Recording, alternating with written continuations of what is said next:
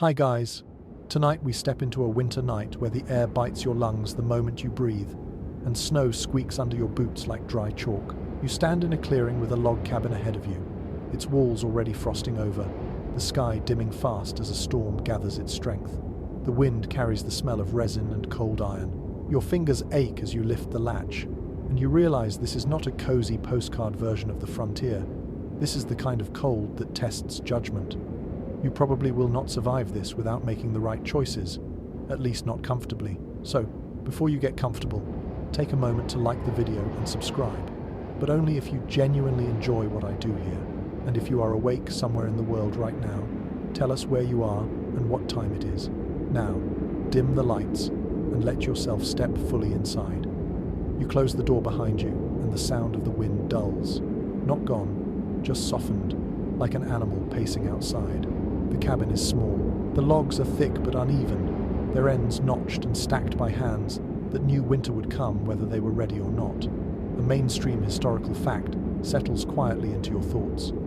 Many frontier cabins were built quickly in late summer or early fall, sometimes in just a few days, because settlers knew the first hard freeze could arrive without warning. Speed mattered more than comfort. You can see it here in the rough corners and the floor that is more packed earth than wood. You set down what little you carry, and your breath clouds the dim interior. There is a hearth at one end, blackened from past fires. The cabin smells of smoke, damp wood, and something faintly animal. It is not unpleasant, just honest. Outside, the storm begins to speak more clearly. Wind slides along the walls, finding every weakness. Snow taps the roof in irregular rhythms. You listen, because listening is part of survival. In the quiet moments between gusts, the silence feels heavy, as if the night itself is leaning in. You move closer to the hearth, touching the stones. They are cold now, but you imagine the fire that will soon live here, deciding whether this night becomes merely uncomfortable or truly dangerous.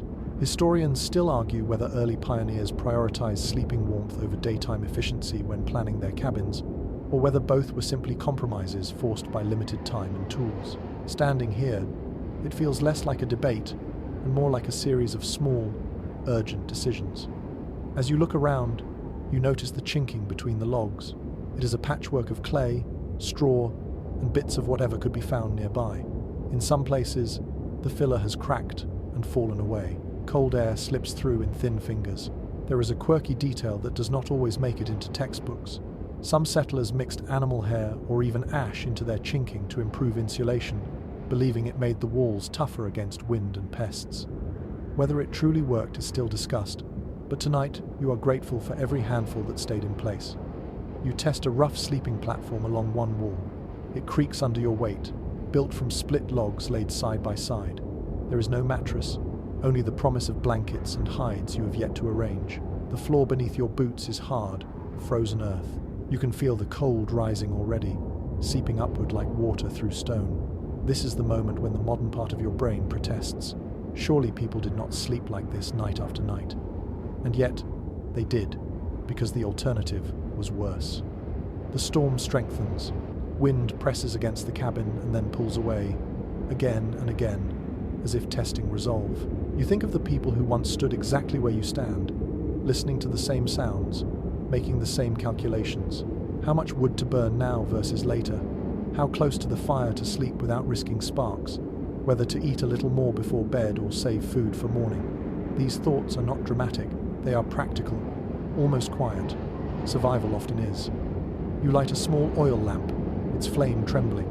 Shadows stretch and shrink along the walls, turning knots in the logs into watching eyes. Darkness here is thick, not like the polite darkness after switching off a bedside lamp. When the light goes out later, the night will feel complete. That knowledge settles into you, oddly calming and unsettling at the same time. Your body begins to register fatigue, not the gentle tiredness of a long day, but a heavier pull that comes from cold and concentration. Sleep tonight will not be a simple surrender. It will be negotiated. You will lie down listening to the cabin breathe and move, trusting that these stacked logs and packed earth are enough to keep the worst of the storm outside. For now, you take one last look around, memorizing the space, the hearth, the platform, the walls that stand between you and the wind. Outside, snow continues to fall, and winter makes it clear that this is only the beginning. You draw a slow breath, steady yourself, and prepare for the night ahead. You step back outside briefly, because before you can sleep, this place has to exist in a more complete way. The cabin is not finished just because it stands. In winter, a shelter is only as good as its weakest joint.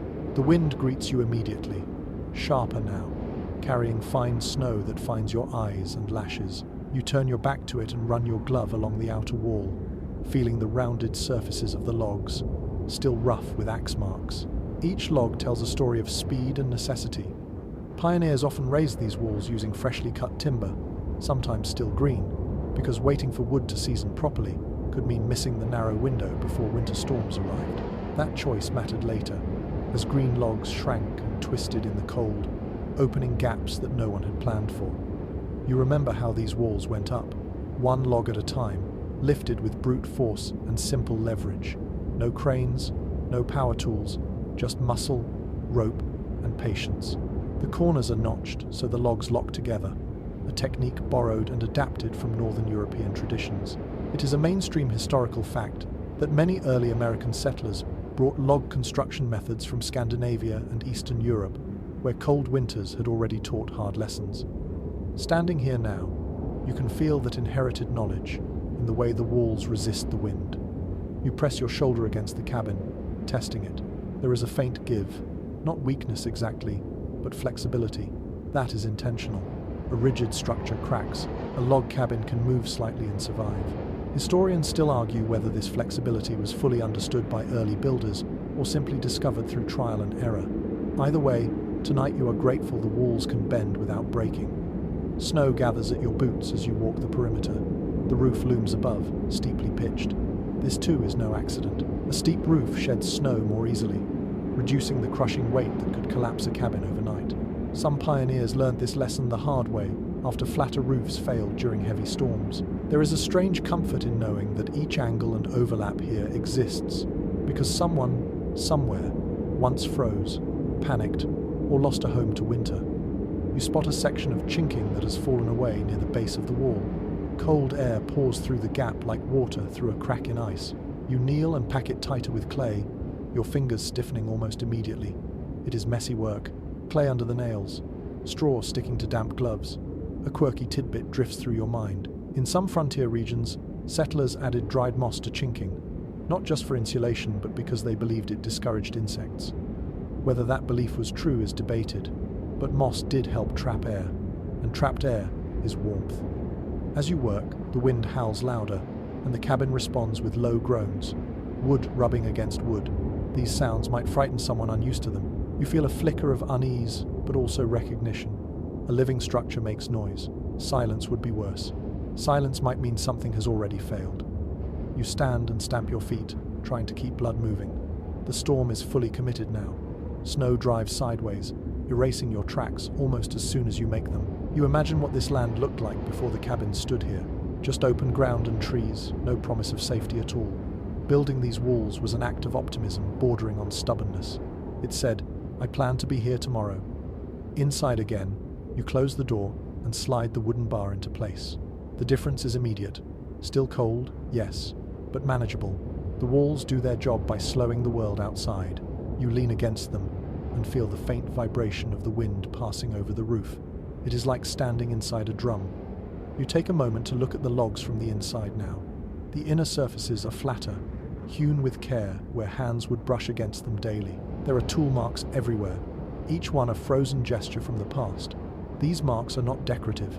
They are evidence of labor done quickly, sometimes under pressure. Sleep tonight depends on them.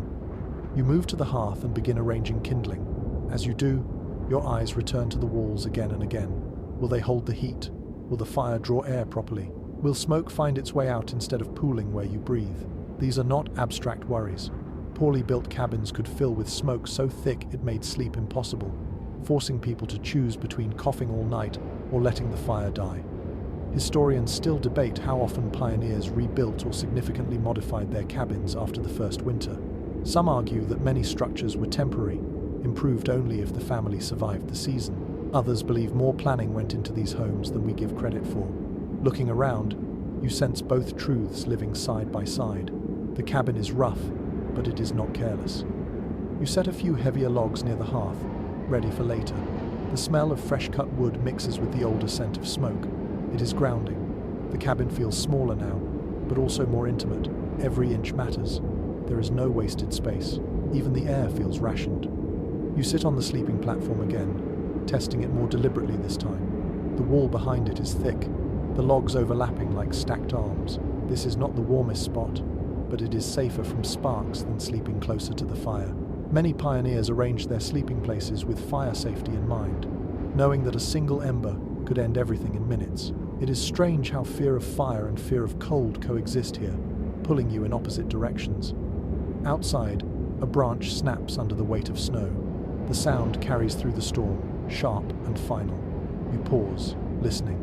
The cabin answers with a soft creak, as if acknowledging the noise. You find yourself trusting it a little more now, not because it is perfect, but because it responds. You rub your hands together and prepare to light the fire. The walls are ready as they can be. The storm is here, the shelter stands, and the long night stretches ahead. You breathe slowly, letting the rhythm of the wind become background instead of threat. Sleep will come later. First, there is warmth to earn. You kneel near the wall again, this time inside the cabin, and the cold announces itself in a quieter way. It slips along the floor, curls around your ankles, and rises slowly, patiently, as if it has all night to reach you. The fire is not lit yet, and every crack in the wall feels suddenly personal. You press your palm against a seam between two logs and feel the faint movement of air. Not a blast, just a steady whisper, enough to steal warmth while you sleep. You gather what you can find. A bucket of clay that has stiffened in the cold, dry grass saved from autumn, scraps of fabric worn thin long before tonight. You push these materials into the gaps, using a stick when your fingers protest too much. This work is tedious and uncomfortable, but it matters. People living on the frontier learned quickly that sealing a cabin was not a one-time task. It was something you returned to again and again, especially after storms, as wood shifted and settled. Old settlement records suggest that families often spent part of each winter day repairing chinking, treating it like maintenance rather than construction. Cabins breathed. Logs expanded when damp, shrank when frozen, and the spaces between them changed constantly. What kept you warm last week might fail tonight. You notice this now, as bits of dried clay crumble away under pressure, no longer bonded to the wood. There is a faint smell to the clay as you work, earthy, mineral, mixed with straw.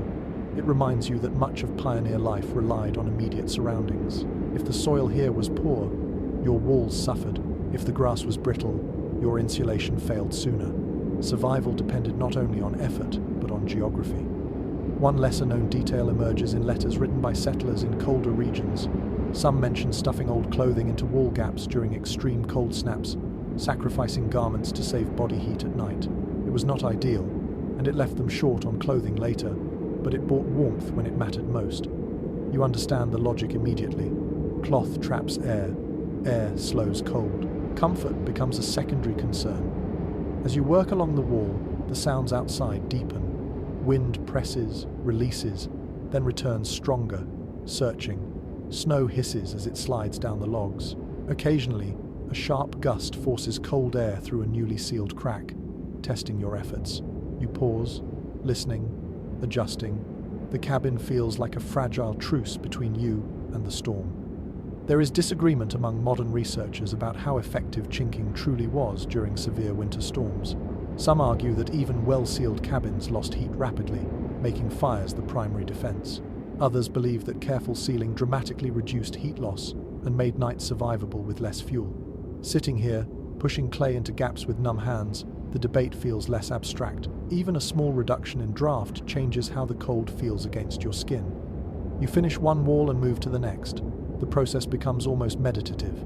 Press, smooth, pack, move on. Your breathing slows. The cabin grows quieter as fewer drafts make it inside.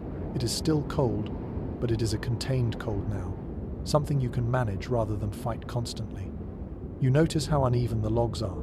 Some bow inward, others outward, creating pockets where air loves to hide. This irregularity comes from hand cutting and limited tools. Precision was rare. Speed was valued. Cabins went up fast, often with neighbors helping. because winter did not wait for perfection. That haste shows itself now, months later, in every awkward gap you fill. Your knees ache from kneeling on the frozen floor. You shift your weight and feel the chill bite deeper. Pioneers often layered evergreen branches or animal skins on the floor near sleeping areas, not for comfort, but to reduce heat loss to the ground. Dirt floors pulled warmth from bodies relentlessly. You make a mental note to arrange your bedding carefully later. The door is another problem. Wooden planks fitted together with gaps that widen in cold weather. You wedge a rolled piece of fabric along the bottom edge, blocking the worst of the incoming air. It looks crude, but it works. Many cabins relied on such improvised solutions. There were no perfect doors here, only less terrible ones. You stand and stretch slowly, feeling blood return to your legs. The cabin smells different now, less sharp, more contained. Outside, the storm continues its work, but inside, the space feels slightly more stable. You have not conquered the cold, but you have negotiated with it. There is a quiet moment where you simply stand and listen. The wind is still loud, but its voice is muffled. The walls hold, the clay holds. For now, this is often how winter nights were won, not through dramatic acts, but through small, repetitive tasks, done carefully and without complaint. You brush dirt from your hands and move toward the hearth. The fire will come soon, but it will only help if the warmth stays inside. You glance back at the walls one more time, mentally tracing the seams you sealed. You know they will need attention again. Maybe tomorrow, maybe in a week. Winter is persistent.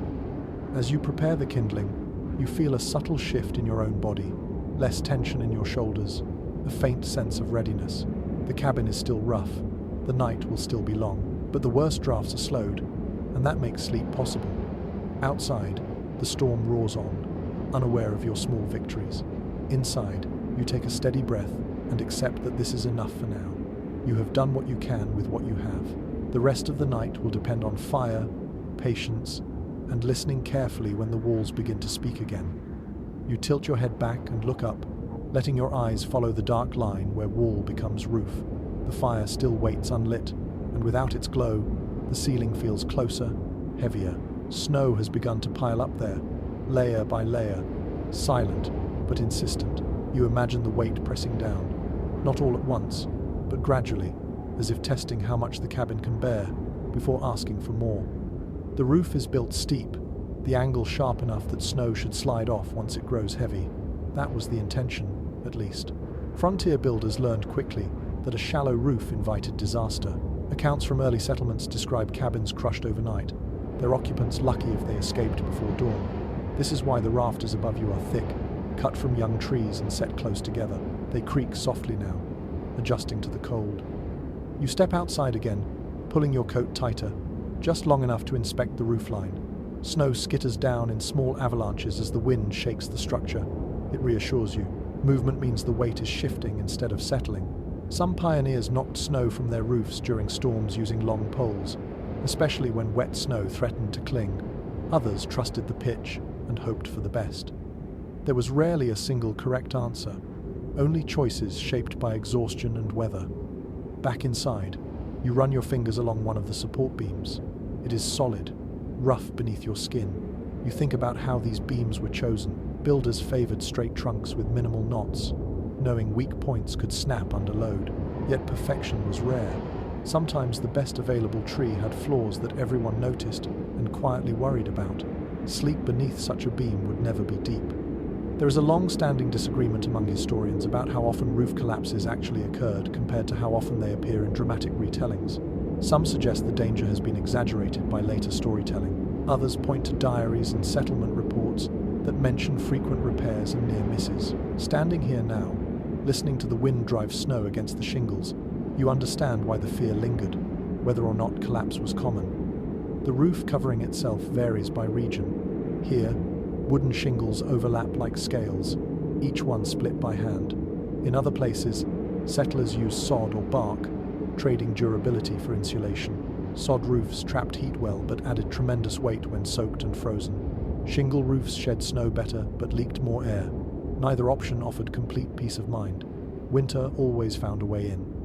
You move your sleeping platform slightly, positioning it away from the center of the room. Many pioneers avoided sleeping directly under the heaviest part of the roof if they could help it.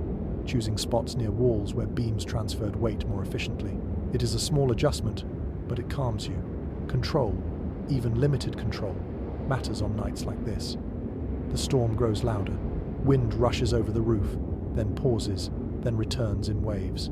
Each gust presses the structure downward just enough for you to feel it through your feet. The cabin answers with soft pops and groans as wood fibers contract in the cold. These sounds are unsettling at first, but they also become familiar. You learn to tell the difference between normal movement and something more serious. Tonight, everything sounds strained but intact.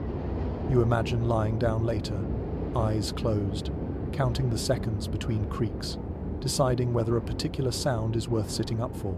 Many settlers slept lightly during storms, waking often to check fires, listen for changes, or brush accumulating snow from inside corners where it crept through gaps. Sleep was broken, fragmented, but still necessary. There is an odd intimacy to the relationship between sleeper and shelter here. The cabin is not a passive object. It communicates, it complains, it adjusts. You respond by listening. This awareness sharpens your senses. You notice how the wind shifts direction, how the snow changes from a hiss to a dull thud when flakes grow heavier. These details would shape your rest. You recall a lesser-known note from a homesteader's journal describing how they slept with a hand axe nearby during severe storms, not for defense against animals, but to cut their way out if the roof collapsed. Whether this was common practice is unclear, but the fact that someone thought it necessary tells you everything about the underlying fear. You glance at your own tools and consider where you place them. The idea of the roof failing is not constant terror, more like a low hum of concern. It lives alongside hunger, cold, and fatigue. You learn to carry it without letting it overwhelm you. That balance is part of survival. Panic wastes energy. Ignoring danger invites it closer. You sit down on the platform again, testing the overhead space. The ceiling feels low enough to trap warmth once the fire burns, but not so low that sparks will easily reach it. Many cabins bore scorch marks where embers leapt higher than expected. Fires kept people alive, but they also destroyed homes. The roof above you shows darkened patches, evidence of past close calls. Snow thumps against the shingles again, heavier now. You hold your breath for a moment, listening. Nothing gives. The sound fades. Relief washes through you slowly, like warmth returning to fingers after numbness. You exhale and let your shoulders drop. The roof holds, at least for now. Winter nights are long, and storms rarely keep a steady pace. They surge, retreat, then return stronger. You accept that you will remain alert even as you try to sleep. Rest here is not unconsciousness. It is a lighter state, one ear always tuned to the language of wood and wind. You move back toward the hearth, ready to light the fire at last. The roof has made its case. It will stand if you respect its limits. You will not overload the loft with supplies. You will keep the fire modest. You will listen. As the match flares to life in your hand, you glance upward one more time. Snow continues to gather and slide away. The cabin breathes. You are still inside it. That is enough to let the night continue. You crouch in front of the hearth, the stone cold enough to sting your knees through your clothes. The firewood is stacked neatly beside you, each log chosen earlier with care. Dry pieces first, then thicker ones to hold the heat. Your hands move slowly, deliberately. Fire here is not background comfort. It is the difference between waking and not waking. You strike the match, and for a moment nothing happens. Then a thin flame appears, fragile but determined. It catches the shavings, then the twigs, and finally begins to lick at the larger pieces. The smell changes instantly. Sharp sulfur fades into the familiar scent of burning wood. Warmth does not arrive all at once. It creeps outward in uneven waves, touching your face first, then your hands.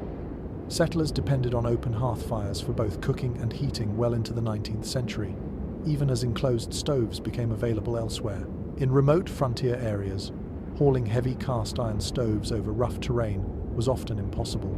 A simple hearth built from stone and clay was more practical, even if it was less efficient. Tonight, you feel that trade-off. Heat escapes up the chimney as fast as it forms, but enough stays behind to matter. You feed the fire carefully. Too much wood and it will roar, burning fuel you may need later. Too little and it will fade before dawn. This balance was learned through experience, not instruction. People paid attention to the color of flames, the sound of burning logs, the way embers settled. Fire spoke its own language, and those who listened slept warmer. Smoke curls upward, then hesitates, drifting back toward you before finding its way out. You cough softly and adjust a log. Ventilation is always a gamble. Chimneys in early cabins were often poorly sealed, built from sticks and clay that cracked over time. Smoke sometimes filled sleeping spaces so badly that people had to open doors even in deep winter, sacrificing warmth to breathe. Personal journals describe nights spent half awake, shifting logs and adjusting airflow to keep smoke at tolerable levels. It was exhausting. There is lingering disagreement about how dangerous indoor smoke exposure was for pioneers, but there is no question it shaped daily life. Chronic coughing and irritated eyes were common complaints, accepted as part of the cost of warmth. The fire settles into a steady burn. The stones around the hearth begin to absorb heat, slowly turning from icy to merely cool. You press your hands closer, careful not to scorch your skin. Firelight dances across the walls, filling the cabin with movement. Shadows sway and stretch, turning the space into something almost alive. You drag a log closer to the sleeping platform, positioning it to act as a barrier between you and the cold wall. Many pioneers used furniture, chests, or stacked firewood this way, creating pockets of warmth where bodies would rest. Heat was uneven. You learn to chase it, rearranging your space as needed. A small pop from the fire makes you jump, then smile at yourself.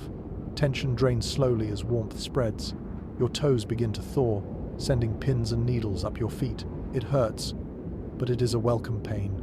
You stamp lightly, encouraging circulation, then settle again. There is a lesser-known practice mentioned in winter letters from frontier families. Some kept a large stone or brick in the fire before bed, then wrapped it in cloth and placed it near their feet while sleeping. It acted as a crude heat reservoir, radiating warmth for hours. You consider trying it. Resources are limited, but the idea is tempting. You glance at the fuel pile. It looks smaller now that the fire is alive. Wood disappears quickly in cold weather. Trees that seemed abundant in summer suddenly feel precious. Settlers often rationed fuel carefully, choosing cooler nights over empty wood piles later in winter. It was a constant calculation, weighing immediate comfort against future survival. The fire changes the sound of the cabin. Wood crackles softly. Stones tick as they expand. The wind outside is still loud, but it no longer dominates. Inside, there is a counterpoint, a human-made rhythm pushing back against the storm. You sit and listen, letting the two sounds coexist. You adjust the hearth opening slightly, using a flat stone to limit airflow. The flames lower, steadier now. This is how you want them for the night. Not dramatic, reliable. Many pioneers banked their fires before sleep, piling ash over embers to slow combustion. The fire would smolder through the night, easier to revive at dawn. Done poorly, it could die or flare dangerously. Done well, it was a small miracle. Your face grows warm enough that you loosen your collar. The contrast between front and back of your body is striking. One side flushed, the other still chilled. You rotate slowly, sharing heat across your skin. Sleep will not come easily like this, but it will come. You notice soot marks above the hearth, layered from years of fires. Each layer represents a winter endured. These marks are not cleaned away, they are accepted, even valued. A clean hearth might mean it had not been used enough. As you prepare to settle down, you think about how fire shaped sleep patterns. People slept in shorter stretches, waking to tend flames or add fuel. Long, uninterrupted sleep was rare in winter cabins. Instead, rest came in waves, stitched together by firelight and routine. Modern sleep science would have plenty to say about that, but here, theory matters less than warmth. The fire holds steady as you arrange your bedding nearby. You test the air one last time, breathing deeply. Smoke stays low, heat stays close. Outside, the storm howls, but inside, something like comfort takes shape. You sit back, watching embers glow. This fire is now your companion for the night. It demands attention, but it gives life in return. You lean closer, eyes heavy, letting the flicker slow your thoughts. When you finally lie down, the fire is the last thing you see. Its light pulses gently, painting the ceiling in amber.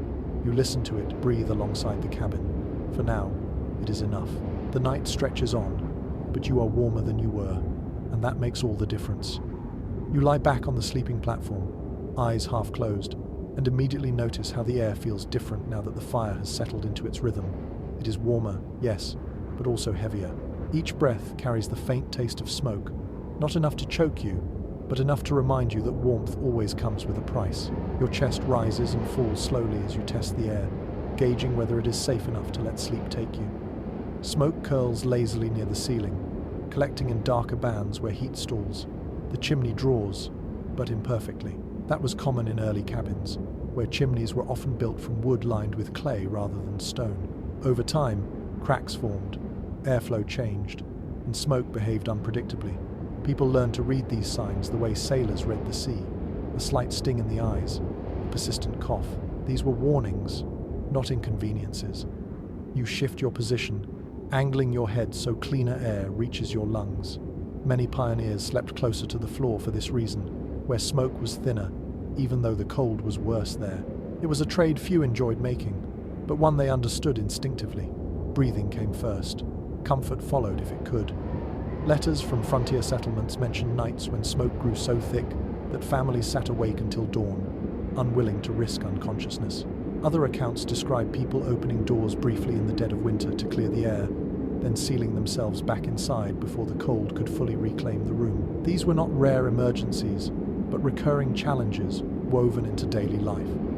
You notice how soot coats the stones and nearby logs, dulling their color. It flakes away when touched, leaving black streaks on your fingers. Over years, this buildup reduced the efficiency of fires and increased smoke, yet cleaning chimneys in winter was dangerous and unpleasant.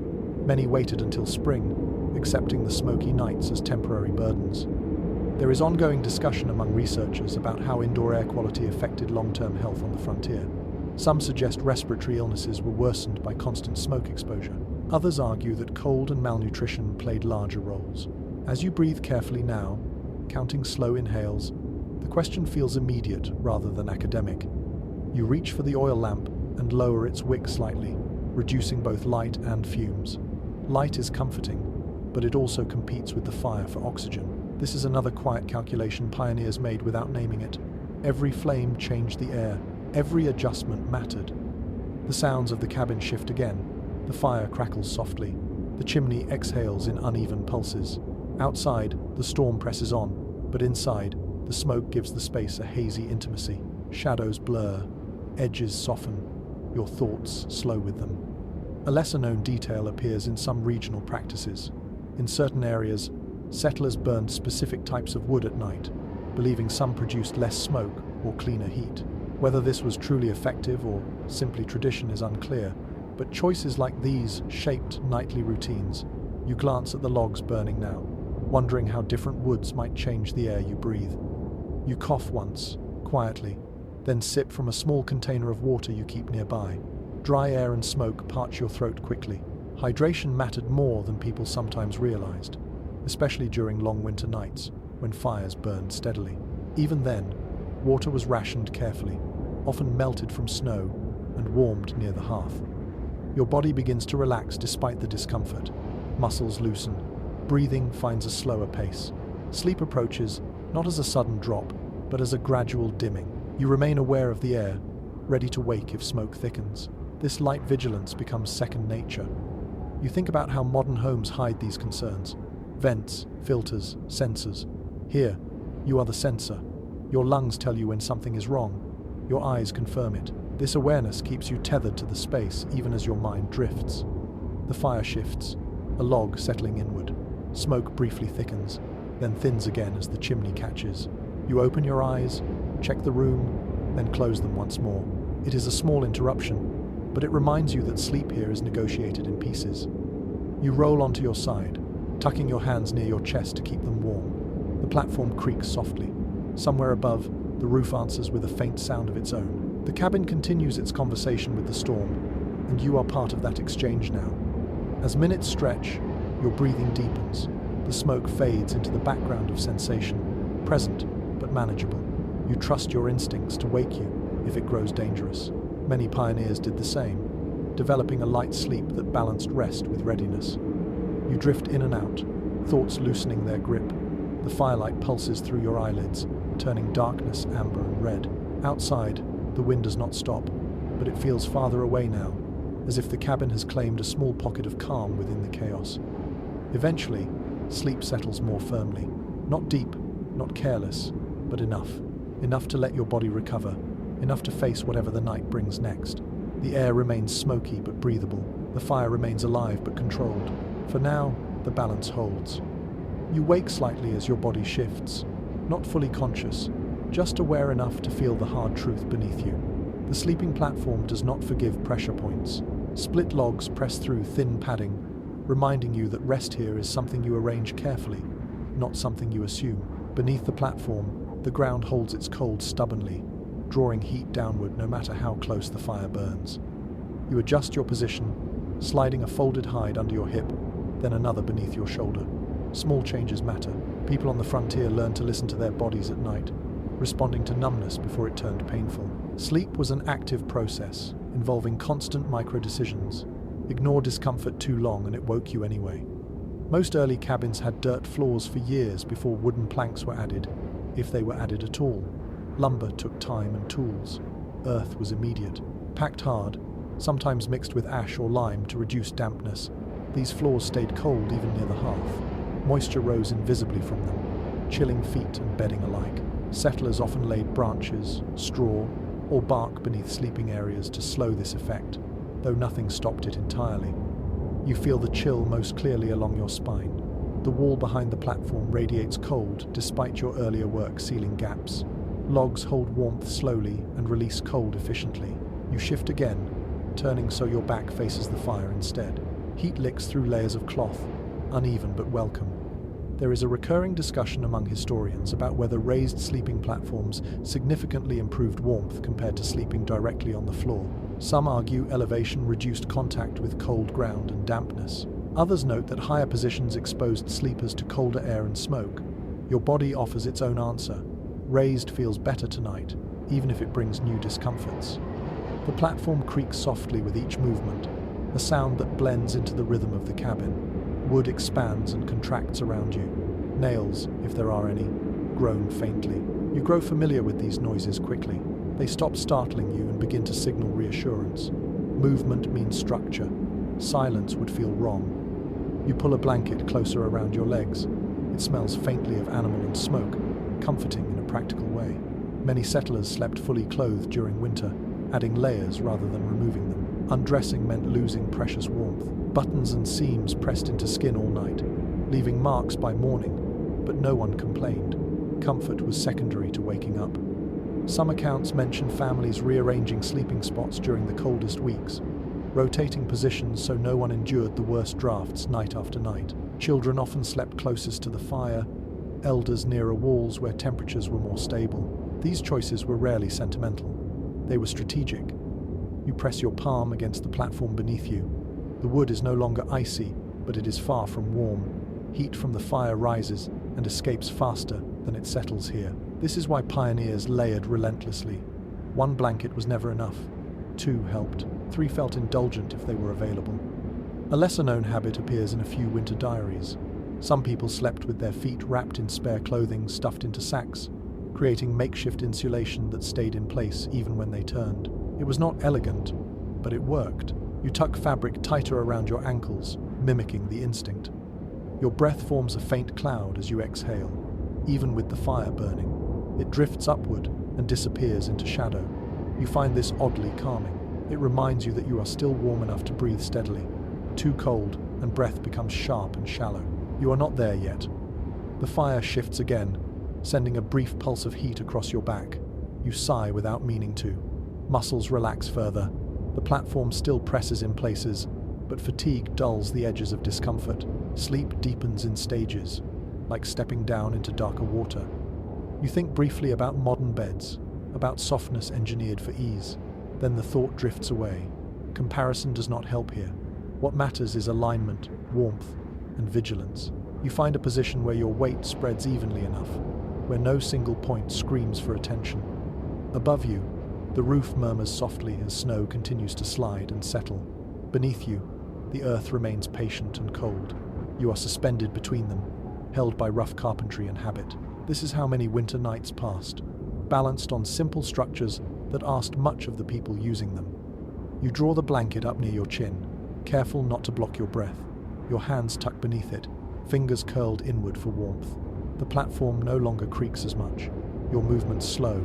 The cabin feels smaller now, closer, as if leaning in. Sleep does not arrive as a single moment. It thickens gradually. Thoughts stretch and blur. Sensations soften. The hard edges of wood and cold fade into background awareness.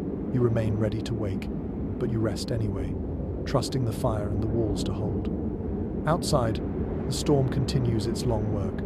Inside, you settle into a fragile, workable comfort. The platform holds.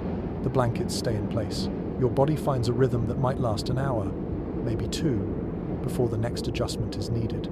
For now, that is enough. You stir again, not because of noise this time, but because the cold has found a new path. It slips around your knees, settles behind your shoulders, and reminds you that stillness invites chill. You reach for another layer without fully opening your eyes. Blankets, hides, whatever you have, they all come into play now.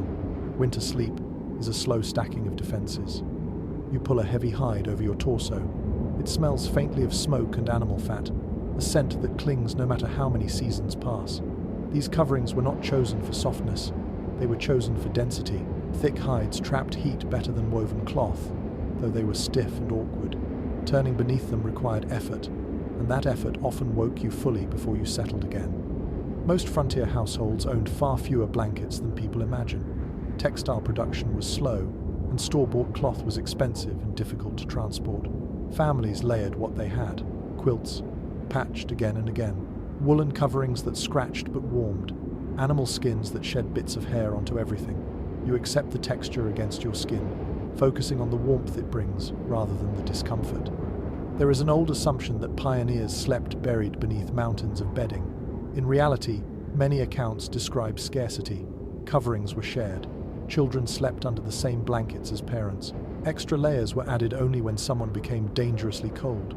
You feel this economy of warmth now as you adjust, careful not to waste what little insulation you have. You notice how the weight of the layers changes your breathing. Heavy coverings press gently against your chest, slowing your breaths, whether you intend it or not. It is oddly calming, like the steady pressure encourages rest. Some settlers commented on this sensation, describing how heavy quilts made sleep feel deeper, even when cold lingered at the edges. A small detail surfaces in winter letters from rural settlements. Some families tucked heated stones or bricks between layers of blankets, not directly against skin, but wrapped carefully to avoid burns. The warmth lasted longer when trapped this way, radiating slowly through the night. You shift your feet slightly, imagining that steady heat near your toes, and wish you had prepared one earlier. Your hands seek warmth instinctively. You tuck them beneath your arms, or press them between your thighs. Fingers lose heat quickly, and numbness arrives before pain. People learn to protect extremities first, knowing frostbite did not announce itself loudly. It crept in quietly, stealing sensation before anyone noticed. There is ongoing discussion among researchers about how effective layered bedding truly was compared to maintaining a hotter fire. Some argue that insulation around the body mattered more than ambient warmth. Others suggest fires were the primary defense, with blankets offering only marginal help. Lying here now, you feel both truths. The fire warms the room. The layers warm you. One without the other would not be enough. You roll slightly, redistributing the hides. The platform creaks once, then settles. The sound blends into the night. Outside, the storm remains relentless, but its voice is muted now, filtered through wood, clay, and cloth. Inside your cocoon of layers, the world feels smaller. Your face is the only part left exposed. Cold brushes your cheeks and nose lightly. You pull the edge of a blanket higher, stopping just short of your mouth. Breathing into fabric risks dampness, and dampness turns cold fast. This balance between coverage and airflow is learned through experience, not instruction. You remember a practical trick mentioned in an old homestead journal. Some people slept with scarves or spare cloth loosely draped over their faces, allowing breath to escape while reducing heat loss. It was not perfect, but it helped on the coldest nights. You experiment briefly, then discard the idea when the fabric feels too close. The layers grow heavier as fatigue deepens. Movement becomes slower, more deliberate. You feel anchored now, pressed gently into the platform by the weight above you. Muscles relax further. The cold does not vanish, but it becomes distant, a dull presence rather than an urgent threat. You listen to your own breathing, steady and slow, Each inhale draws in air warmed slightly by the fire. Each exhale releases heat into the small space beneath the blankets, warming it just enough to matter. This microclimate is fragile. One careless movement can collapse it, forcing you to start over. You lie still, respecting the balance you have created. Some nights, settlers described waking to find frost forming on the outer layers of their bedding, moisture from breath freezing where it met colder air. You reach out briefly and touch the edge of a hide. It feels cool but not frozen. Relief settles in. Tonight, at least for now, the layers are doing their job. Your thoughts drift as sleep deepens. The fire crackles softly, a background murmur rather than a call for attention. The roof continues its quiet conversation with the snow. The walls hold firm, wrapped in layers that smell of work and survival. You feel oddly secure. There is comfort in routine, even harsh routine. You know that if the cold worsens, you will add another layer. If the fire dims, you will wake and tend it. Nothing here is automatic, but nothing is unfamiliar either. This knowledge allows your mind to loosen its grip. You shift once more, settling into a position that feels sustainable. Knees slightly bent, back supported by uneven wood, blankets tucked tight. The weight presses down evenly now. No sharp edges demand attention. The cold hums quietly at the margins, kept at bay by effort and habit. Sleep thickens around you. Sounds blur. Sensations soften. You are still aware of your body, of the layers and the fire and the storm, but they fade into a single, manageable presence. This is not the deep sleep of modern nights.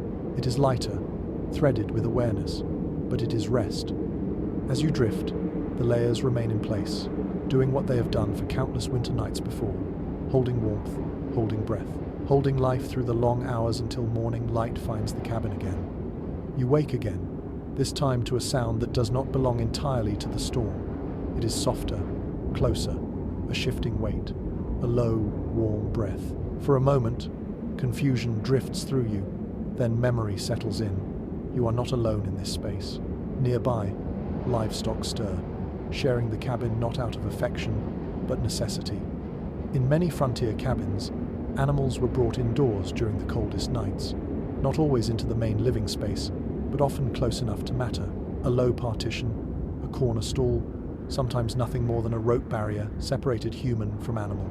The warmth they produced was valuable, steady, and alive. You feel it now, a faint pocket of heat moving slowly through the room. A cow shifts her weight, hooves scraping softly against packed earth. The sound is oddly reassuring. Large animals generate significant body heat, and in small enclosed spaces, that heat could raise the temperature noticeably. Some settlers credited livestock with making the difference between a tolerable night and a dangerous one. Others found the practice unbearable, citing noise, smell, and risk. The smell reaches you now, earthy, sharp, unmistakably animal. It mixes with smoke and damp wood, creating an atmosphere that is far from pleasant, but deeply familiar to those who live this way. Winter forced compromises. Cleanliness gave way to warmth, comfort bowed to survival. There is disagreement among historians about how widespread this practice truly was. Some argue that sharing indoor space with animals was common only in the most extreme conditions or poorest households. Others point to architectural evidence showing stalls built directly into cabin designs, suggesting it was planned rather than improvised. Listening to the steady breathing nearby, you suspect the truth varied by region and necessity. You shift slightly, adjusting your blankets as a draft carries warm air toward you. It is subtle, but you feel it. Heat from bodies is different from heat from fire. It moves slowly, unevenly, but it lasts. Fires demand fuel. Animals produce warmth simply by existing. That reliability mattered during long storms when wood supplies ran low. A chicken rustles somewhere, feathers brushing against wood. Chickens were sometimes kept inside during severe weather to prevent freezing and predation. Their presence added little heat, but they represented food security. Eggs when winter allowed, meat if hunger pressed too hard. Even their quiet movements reminded settlers what was at stake. You consider the risks. Animals brought moisture, parasites, and the possibility of injury. A startled cow could knock over furniture. A kick could break bones. Disease spread more easily in enclosed spaces. These dangers were known. They were weighed against the cold and often found acceptable. Personal accounts mention children sleeping closer to animals during winter nights, drawn by warmth and comfort. Parents watched carefully, balancing safety against benefit. You imagine the quiet trust required to let a child rest beside a living furnace that could also be unpredictable. The animal shifts again, settling more deeply. The sound is heavy but calm. You mirror it unconsciously, relaxing further into your bedding. The shared warmth seeps into your layers, softening the edge of the cold. It is not dramatic, but it helps. You think about how modern separation between human and animal living spaces feels absolute. Here, it is flexible. Boundaries blur under pressure. Winter erases ideals and leaves only needs. Shelter becomes communal, whether planned or not. There is a curious note in some settlement letters describing how animals seemed calmer indoors during storms, less frantic than when left outside. Perhaps they sensed safety too. Perhaps warmth eased their stress. You glance toward the dim shape in the corner, breathing slow and steady, and it feels plausible. The fire crackles softly, joined now by the rhythmic sounds of shared life. The cabin feels fuller, warmer, louder in a gentle way. You are not alone with the storm anymore. The presence nearby grounds you, reminding you that survival here was rarely solitary. You adjust your position one last time, settling into the warmth that drifts your way. The smells and sounds fade into the background as sleep deepens. The animal presence becomes part of the cabin's rhythm, another element holding back the cold.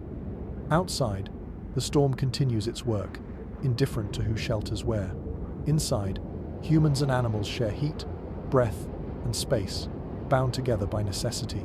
You let your eyes close fully now, trusting the combined warmth to carry you through the next stretch of night. You are not fully asleep when the sound reaches you. It is sharp, sudden, and wrong in a way your body recognizes before your mind does. A crack, not from the fire, not from the wind, it comes from the walls themselves. You open your eyes, heart beating faster, and listen. The logs answer again with a long, low pop, like a branch snapping underfoot. Cold has tightened the wood until it can hold no more, and now it releases that tension in short, startling bursts. These sounds are common in extreme winter weather, yet they never feel harmless when you are lying still in the dark. Frozen timber contracts as temperatures drop, and cabins built from whole logs respond audibly. This was so familiar to winter settlers that many could tell how cold it was outside simply by listening to their walls at night. Louder, sharper cracks meant deeper cold. Softer groans suggested a slow freeze rather than a sudden plunge.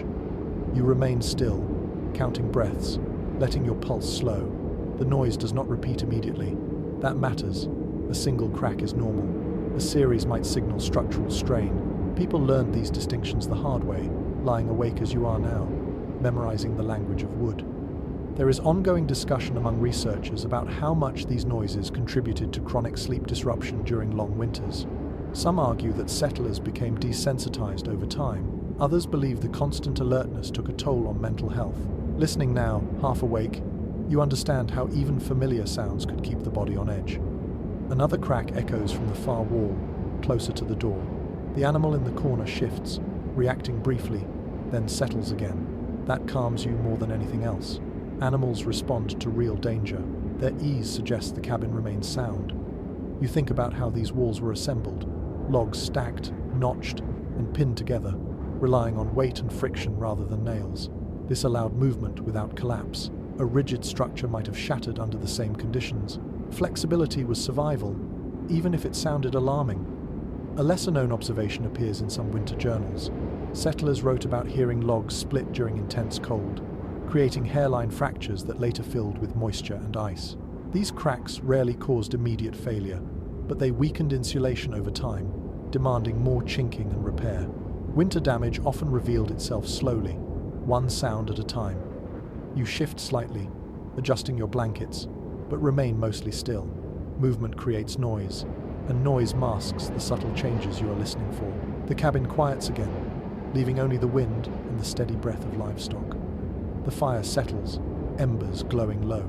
A log collapses inward with a soft thud, sending a brief wash of warmth across the room. The sound is different from the wall noises. You note it without thinking, filing it away. This is safe. This is expected. Your mind wanders briefly, imagining the same sounds heard by people decades ago, centuries ago, in similar cabins scattered across vast distances. The experience is shared, even if the people never met. Winter teaches the same lessons wherever it finds wood and cold. Another pop comes from above, likely a roof beam responding to shifting snow weight. You glance upward, eyes straining in the low light. Nothing moves beyond what it should. The sound fades. You exhale slowly. There is a rhythm to these noises once you stop fighting them. Crack, pause, groan, silence. You let it wash over you, telling yourself the structure is doing what it was built to do, adjusting, surviving. People often imagine pioneer cabins as silent, peaceful places at night. The reality was more alive. Wood spoke, fire spoke, wind spoke. Silence was rare and often unsettling. You find yourself oddly comforted by the continued conversation around you. Your eyelids grow heavier again. Each crack jolts you a little less than the last. Familiarity dulls fear. The cabin holds, and you begin to trust it in a deeper way.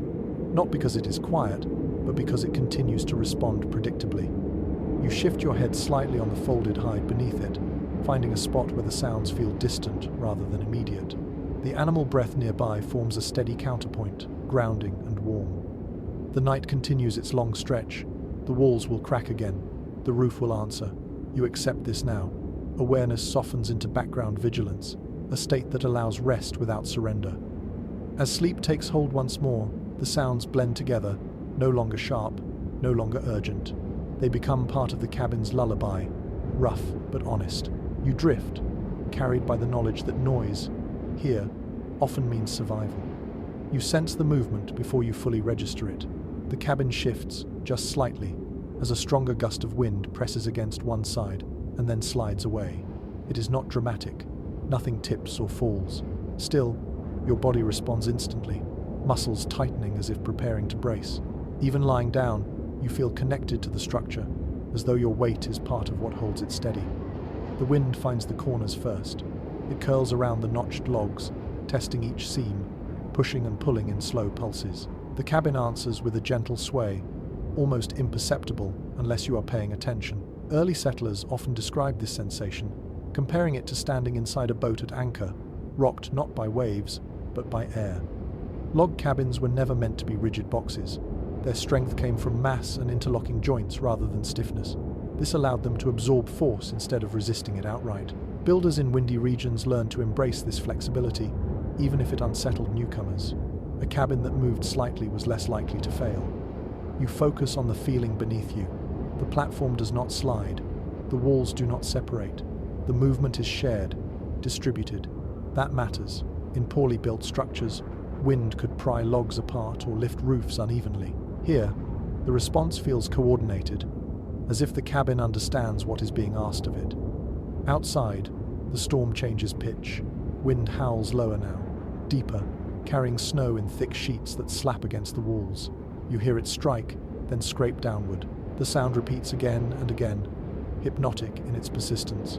You let your breathing fall into the same rhythm. There has been debate among architectural historians about whether settlers intentionally designed cabins to sway, or whether it was simply an unavoidable result of available materials. Some point to deliberate joinery choices that encouraged movement. Others argue flexibility emerged accidentally and was later recognized as beneficial. Lying here, feeling the cabin respond rather than resist, the distinction feels unimportant. What matters is that it works. The animal nearby shifts again, hooves scraping softly. It adjusts its stance, compensating for the same movement you feel. This shared response reinforces your trust. Animals sense instability quickly. Its calm tells you more than any theory could. You hear the door creak faintly in its frame as pressure changes. The wooden bar holds firm. Settlers often reinforced doors heavily for winter, knowing wind could force them inward if left weak. A door failure during a storm meant instant heat loss and danger. You are grateful for the simple solidity of the bar, wedged in place by habit and experience. Another gust presses harder, and the cabin leans just enough for you to notice. Your stomach tightens, then relaxes when the pressure passes. The structure settles back, unharmed. This push and release continues, like a long conversation between wind and wood. You think briefly about cabins built on open plains, where there was little to break the wind. Those settlers faced even greater forces, relying on low profiles and careful placement to survive. In forested areas, trees absorbed some of the storm's energy, but falling limbs added their own risks. Every location came with trade-offs.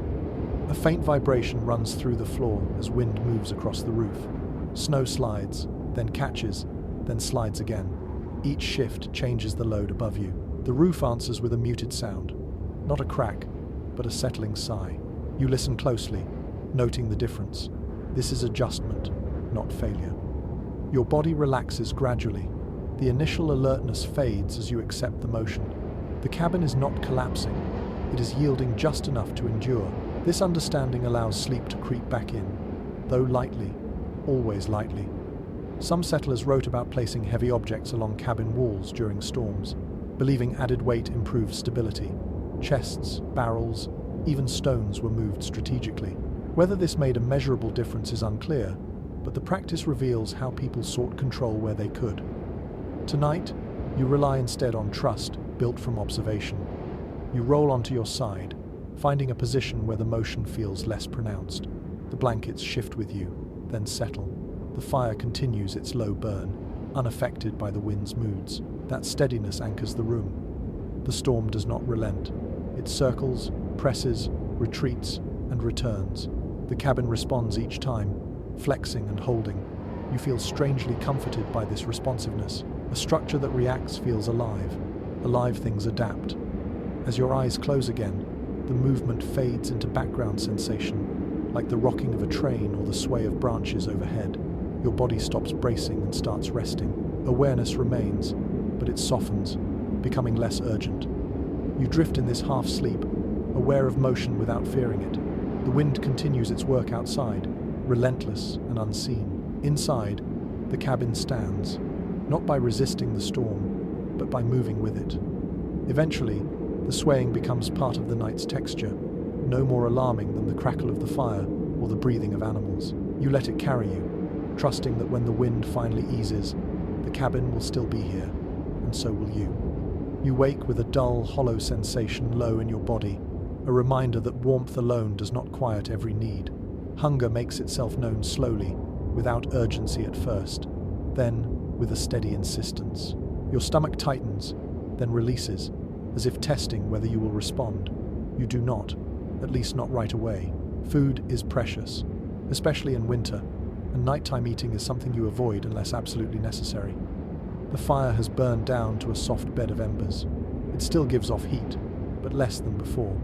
The air feels cooler now, sharper against your cheeks. Hunger and cold often arrive together in winter cabins, reinforcing each other.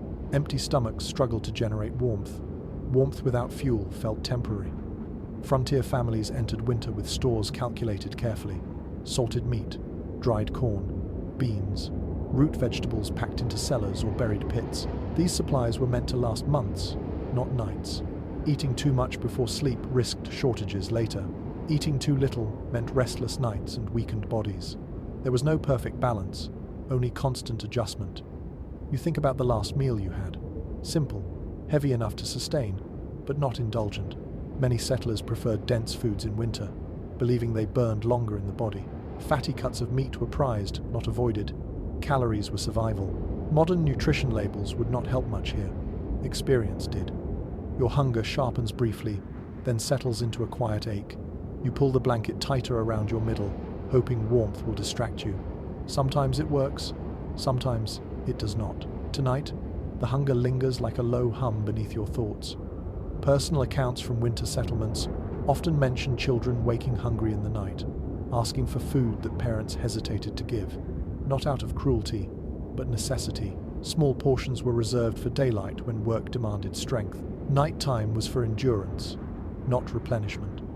There is continued discussion among scholars about how widespread winter hunger truly was on the frontier. Some argue that successful harvests and careful planning prevented severe shortages for many families. Others point to frequent crop failures, transport delays, and unpredictable weather that made hunger a recurring reality. Lying here now, feeling the dull pull in your stomach, you sense how even well-prepared households could feel the strain. You listen to the animal nearby, shifting slightly, chewing slowly. Livestock had their own winter feed, often hay saved from summer. Animals that ate well stayed warmer and healthier, reinforcing the importance of planning ahead. People understood this, sometimes prioritizing feed for animals, even when their own meals were thin, knowing survival depended on both. The fire pops softly as an ember collapses inward. The sound draws your attention back to the room. You consider getting up to add a log, maybe warm a small portion of food, but movement risks losing the warmth you have built. You decide against it. Hunger is uncomfortable, but manageable. Cold is less forgiving. You place a hand over your stomach, feeling it rise and fall with your breathing. Slow breaths help. They give your body time to settle, to accept the current state. Settlers learned to live with mild hunger as a background condition during winter. It sharpened awareness but also drained energy. Balancing that was part of the season's challenge. You think about how hunger shapes sleep. Dreams become vivid, thoughts wander, rest comes in fragments. People wrote about waking often, minds active, bodies still. Hunger kept the night from fully loosening its grip. You feel that restlessness now, a gentle agitation beneath the blankets. A lesser-known practice appears in some winter letters. A small bite of food before sleep, often hard bread or a piece of dried meat, was sometimes used to quiet hunger just enough to rest. It was not a full meal, more a signal to the body that fuel remained. You consider it, then decide to wait. Supplies are limited. Morning is not far. The wind outside continues, but it feels less aggressive now, more steady. The storm has settled into a long, exhausting phase. You match your breathing to its rhythm, using the sound to anchor yourself. Hunger fades slightly as your attention shifts. You adjust your position, curling slightly inward. This conserves heat and seems to calm your stomach as well. Many people naturally slept this way in cold conditions, reducing exposed surface area. Bodies adapt quickly when conditions demand it. Your thoughts drift to spring, though you push them away gently. Thinking too far ahead makes the present feel heavier. Winter nights are survived one at a time. Focus narrows. This night, this cabin, this breath. The fire continues to glow faintly, enough to reassure but not enough to distract. The animal nearby breathes steadily, unconcerned. Its calm reminds you that hunger does not mean immediate danger. It is a signal, not a sentence. Your stomach clenches once more, then relaxes. You swallow, feeling dryness in your throat, and sip a little water. Sometimes thirst mimics hunger. The cold air dries you out quickly. The water helps, even if only slightly. As minutes pass, the ache dulls further. Fatigue begins to outweigh discomfort. Sleep approaches again, lighter than before, threaded with awareness but possible. You accept that hunger will be part of the night, like the cold and the sounds and the movement. It does not define the night. It accompanies it. You let your eyes close fully, trusting your body to wake you if hunger becomes urgent. For now, it does not. The cabin holds its quiet balance. The fire breathes softly. The storm continues outside, indifferent. Wrapped in layers, stomach not full but not empty, you drift again into shallow sleep. It is enough to carry you forward. 1 hour closer to morning, 1 hour closer to warmth and food and light. You wake with a strange numbness, not pain exactly, but absence. Your fingers feel thick, distant, as if they belong to someone else. For a moment you simply lie there, confused, then instinct takes over. You flex your hands slowly, bringing them closer to your chest. Sensation returns in waves, first dull, then sharp, then aching. You breathe through it, knowing this feeling well enough to respect it. Cold does not always announce danger loudly. It whispers. Frostbite begins quietly, stealing warmth and feeling before the body reacts. People living through long winters learn to check themselves often, even in the dark, even when half asleep. Fingers, toes, nose, ears. These were the first places to suffer. You rub your hands together beneath the blankets, creating friction, encouraging blood to flow. It hurts, but the pain is reassuring. Pain means feeling has returned. Settlers knew this too. They feared numbness more than discomfort. Numbness meant time was running out. The fire has dimmed further, embers now faint and scattered. The room feels colder overall, but not dangerously so. Still, the edges of your body pay the price first. You shift, pulling blankets tighter around your feet, tucking fabric into gaps you missed earlier. Every small adjustment matters now. Winter medical knowledge on the frontier was limited, but experience taught clear lessons. Never rub frozen skin with snow, despite popular myths. Never place numb flesh directly against intense heat. Gradual warming saved tissue. Sudden heat destroyed it. These rules were learned through painful mistakes and passed along quietly. You test your toes next, wiggling them slowly, They respond, stiff but present. Relief spreads through you, easing the tightness in your chest. You curl your legs inward again, protecting them from the cold air that lingers near the floor. There is discussion among medical historians about how common frostbite injuries truly were, compared to how often they appear in dramatic frontier stories. Some argue that constant vigilance prevented many severe cases. Others note that minor frostbite was likely widespread, but underreported. Lying here now, guarding your hands and feet, you sense how easily damage could happen without anyone noticing until morning. You think about children sleeping in cabins like this, their smaller bodies losing heat faster. Parents checked them often during the night, touching cheeks and hands, waking them if skin felt too cold. Sleep for adults was lighter when children were present. Protection took priority over rest. A faint breeze slips through a gap near the door, colder than the rest of the air. You feel it brush your ankle and quickly block it with a fold of cloth. Drafts are dangerous not because they are strong, but because they are constant. A steady stream of cold air can chill one spot for hours, while the rest of the body feels warm enough. You press your foot against the warmed stone you placed earlier near the fire. It is cooler now, but still slightly warm compared to the floor. The contrast helps. Heat seeps slowly back into your skin. You breathe steadily, letting the process take its time. Some winter letters describe people waking with frost forming on their hair or eyelashes, breath freezing as it left their mouths.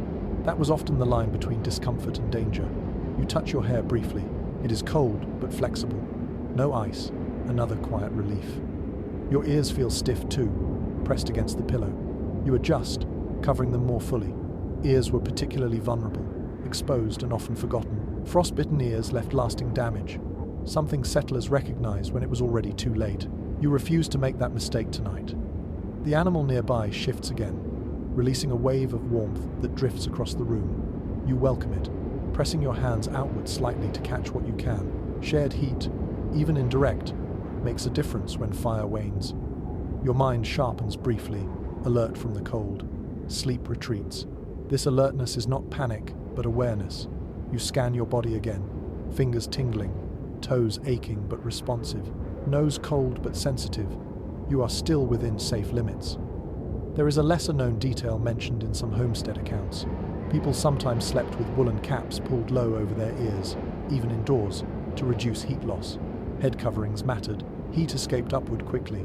You reach for a piece of cloth and wrap it loosely around your head, feeling immediate improvement.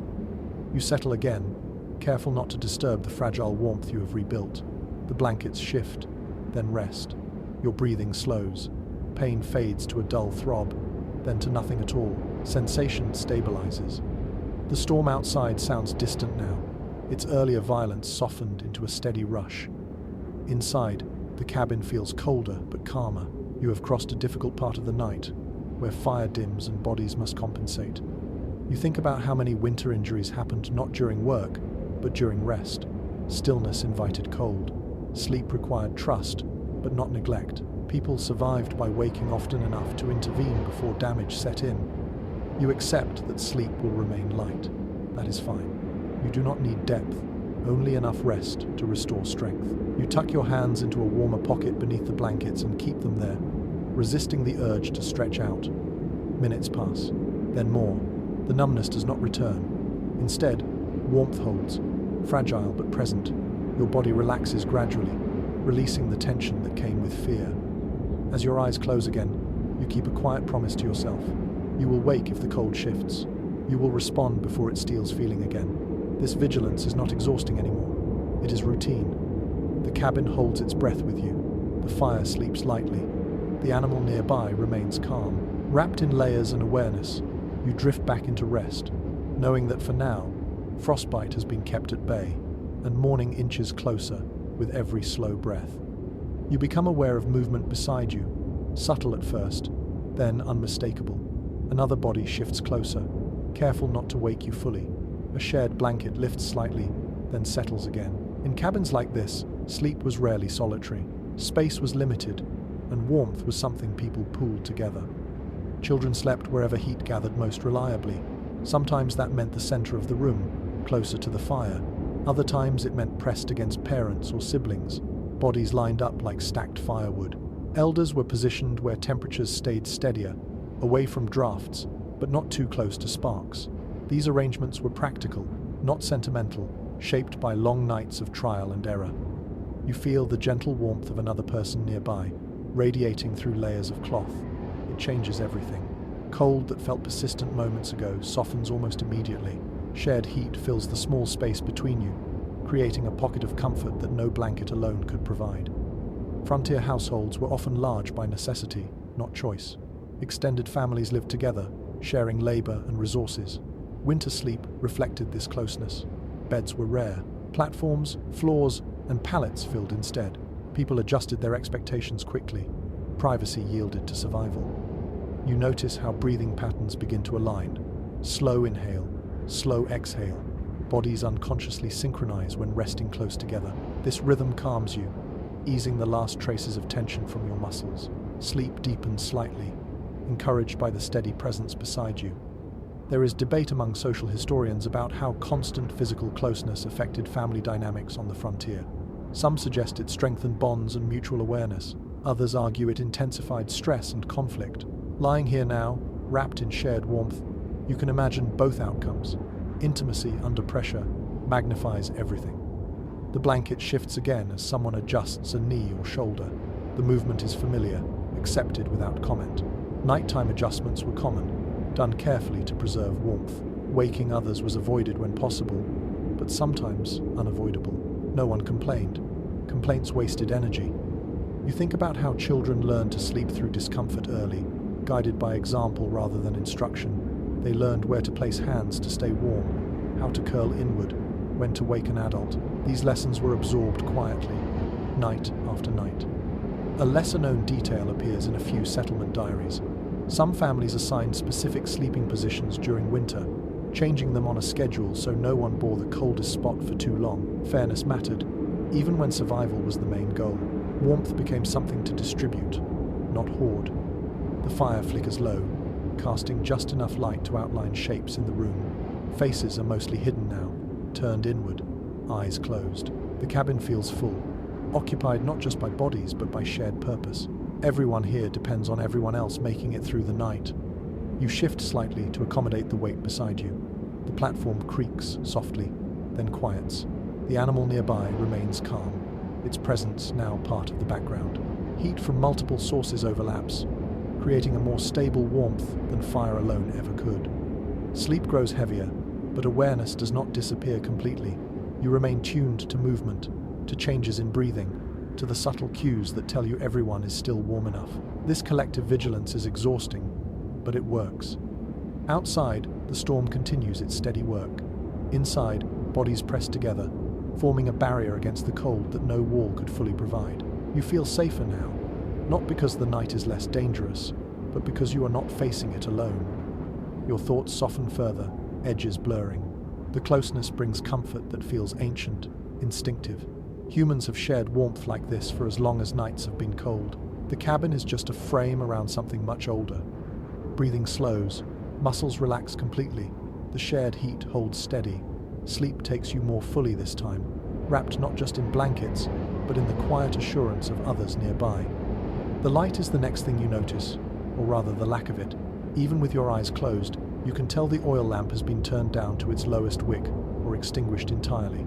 Darkness here is not gentle. It is thick, pressing in from every direction, swallowing the edges of the room until distance becomes meaningless. You open your eyes and see almost nothing, just a faint, uneven glow from the hearth embers, pulsing like a slow heartbeat. When pioneers put out their lamps at night, they did so deliberately. Oil was valuable, wicks burned down, glass chimneys cracked. Light after dark was never casual. Most families relied on firelight alone once sleep began, accepting the darkness as part of the night rather than fighting it. You feel that acceptance settle in now, a quiet agreement with the absence of sight. The darkness changes how you listen. Every sound grows larger, more defined. The wind outside feels closer. The breathing of others nearby becomes clearer. Even your own movements sound louder than they should. Without light, your senses rearrange themselves, assigning new importance to touch and sound. Shadows linger in your mind, even when your eyes see nothing. Shapes you noticed earlier, knots in wood, hanging tools, uneven beams, all return as memory rather than vision. Your brain fills in gaps, sometimes inventing movement where there is none. Many people describe this as one of the most unsettling parts of winter nights. Not fear exactly, but heightened awareness. There are accounts from the period describing how complete darkness altered sleep patterns. Without artificial light, people drifted into rest earlier and woke more often. Night was longer, heavier, time stretched. People marked hours by fire tending, by shifts in wind, by their own bodies waking and settling again. You lie still, letting your eyes adjust even though there is little to adjust to. The faint glow from the embers barely outlines the hearthstones. Everything else dissolves into black. You feel the presence of the walls rather than see them, solid and close. A small sound near the door makes you tense briefly, just wood settling, responding to temperature changes. In the dark, these sounds feel more personal, as if the cabin itself is moving around you. You remind yourself that nothing has changed, only the light is gone. Some settlers left lamps burning through the night during severe storms, believing light provided reassurance or warded off danger. Others avoided it, knowing that light wasted resources and encouraged wakefulness. There is disagreement among historians about how common overnight lighting truly was. Many journals suggest darkness was the norm, accepted even when it made nights more psychologically demanding. You think about how modern darkness rarely reaches this depth. Streetlights, screens, clocks, all leak light into sleep. Here, the night is complete. It wraps around you fully, leaving no visual distractions. This darkness does not entertain or comfort. It simply exists. Your thoughts slow in response. Without light, there is less to process. Images fade, ideas soften, even worries lose sharp edges. The mind drifts differently in true darkness, turning inward rather than outward. You feel the blanket rise and fall with shared breathing nearby. The warmth remains steady. That matters more than light now. You adjust your head slightly, finding a position where the darkness feels less pressing, even though you know it has not changed. A lesser-known detail appears in some winter letters. People wrote about how darkness made cabins feel smaller at night, compressing space and time. Others described the opposite, a sense of vastness, as if the walls disappeared into the black. Which one you feel seems to depend on your mood and fatigue. Tonight, the darkness feels close, enclosing, protective in a strange way. The fire shifts, sending a brief flicker of light across the ceiling. For a second, beams and logs reappear, then vanish again. The momentary glimpse reassures you. The cabin is still here. Everything is where it should be. You close your eyes again, though it makes little difference. Darkness behind eyelids blends seamlessly with darkness beyond them. Your breathing deepens, guided by the absence of visual stimulation. The night encourages rest whether you want it or not. In this kind of darkness, imagination can wander. You picture snow piling against the walls, wind sculpting drifts, moonlight hidden behind clouds. These images are faint, like half-remembered dreams, drifting in and out without urgency. Some people found this darkness comforting, a clear boundary between day and night. Others found it oppressive. You sense both reactions within yourself. There is comfort in being unseen, in not having to perform or respond visually. There is also vulnerability in not being able to see what surrounds you. You listen closely again. No new sounds. The animal nearby breathes steadily. The roof murmurs softly. The wind has settled into a lower, more constant tone. These cues tell you it is safe enough to let go a little more. Your body relaxes further, muscles releasing tension you did not realize you were holding. Without light, there is no reason to stay alert. The night feels final, complete. Morning is far away, and nothing you do now will hurry it. Sleep begins to pull you deeper, not abruptly, but gradually, like sinking into warm water. The darkness supports this descent, removing distractions and softening thoughts. As you drift, the cabin becomes less a place and more a sensation. Warmth, breath, stillness. The darkness wraps around all of it, holding the night together. You let it carry you, trusting that light will return when it is ready. For now, the dark does its quiet work, guiding you toward deeper rest in the long winter night. Sleep does not stay smooth for long.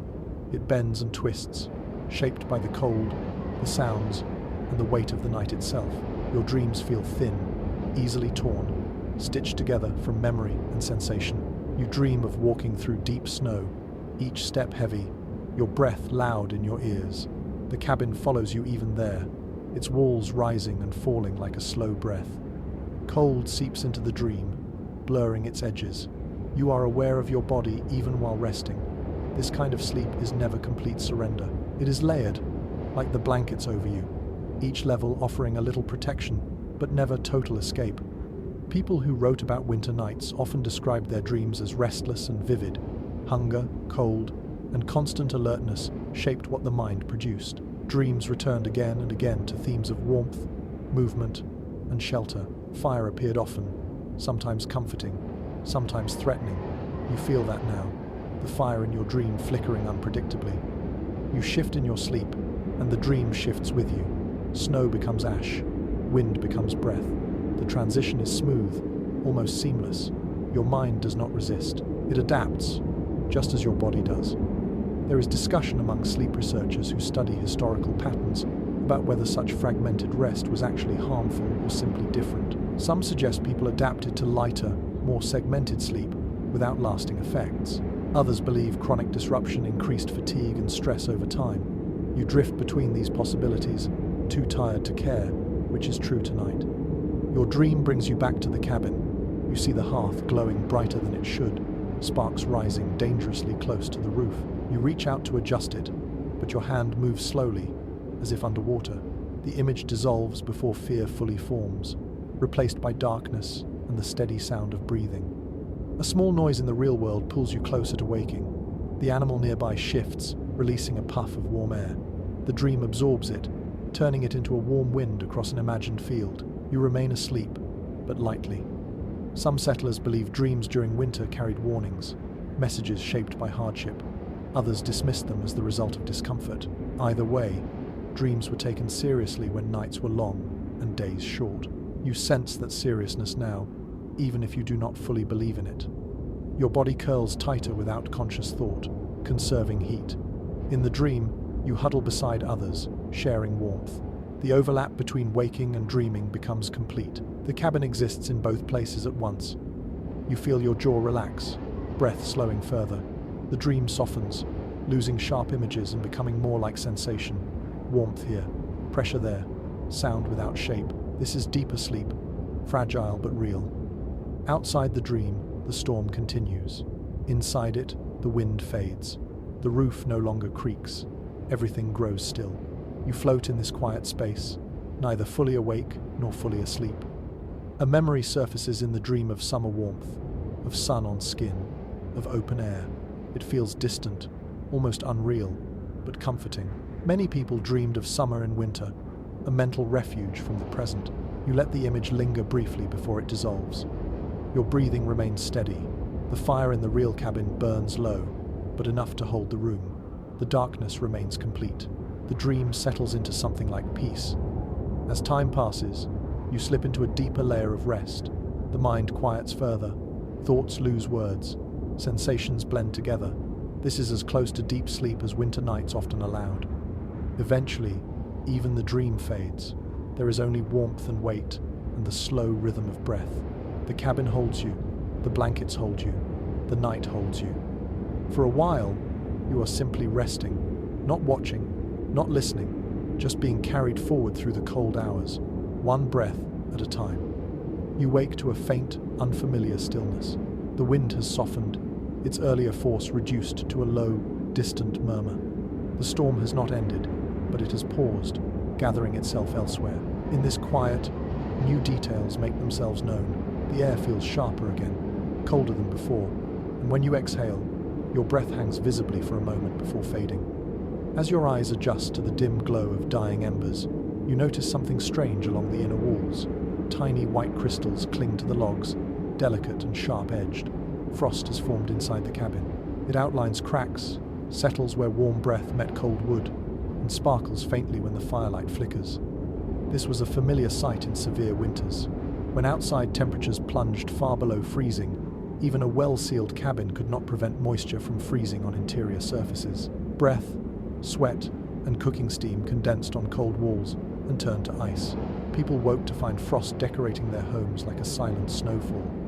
You reach out and touch one of the crystals. It melts instantly beneath your finger, leaving a dark, damp mark on the log. Cold bites at your skin again. The wall is bitterly cold, despite the fire that burned through the night. Logs store cold deeply, releasing it slowly, long after outside temperatures rise. Some winter diaries describe mornings where hair and blankets were dusted with frost, moisture from breath freezing overnight. It was not unusual to shake ice from bedding before getting up. You glance at the edge of your blankets. They feel stiff in places, chilled where breath escaped during sleep. There is disagreement among historians about how often interior frost occurred compared to how often it was mentioned.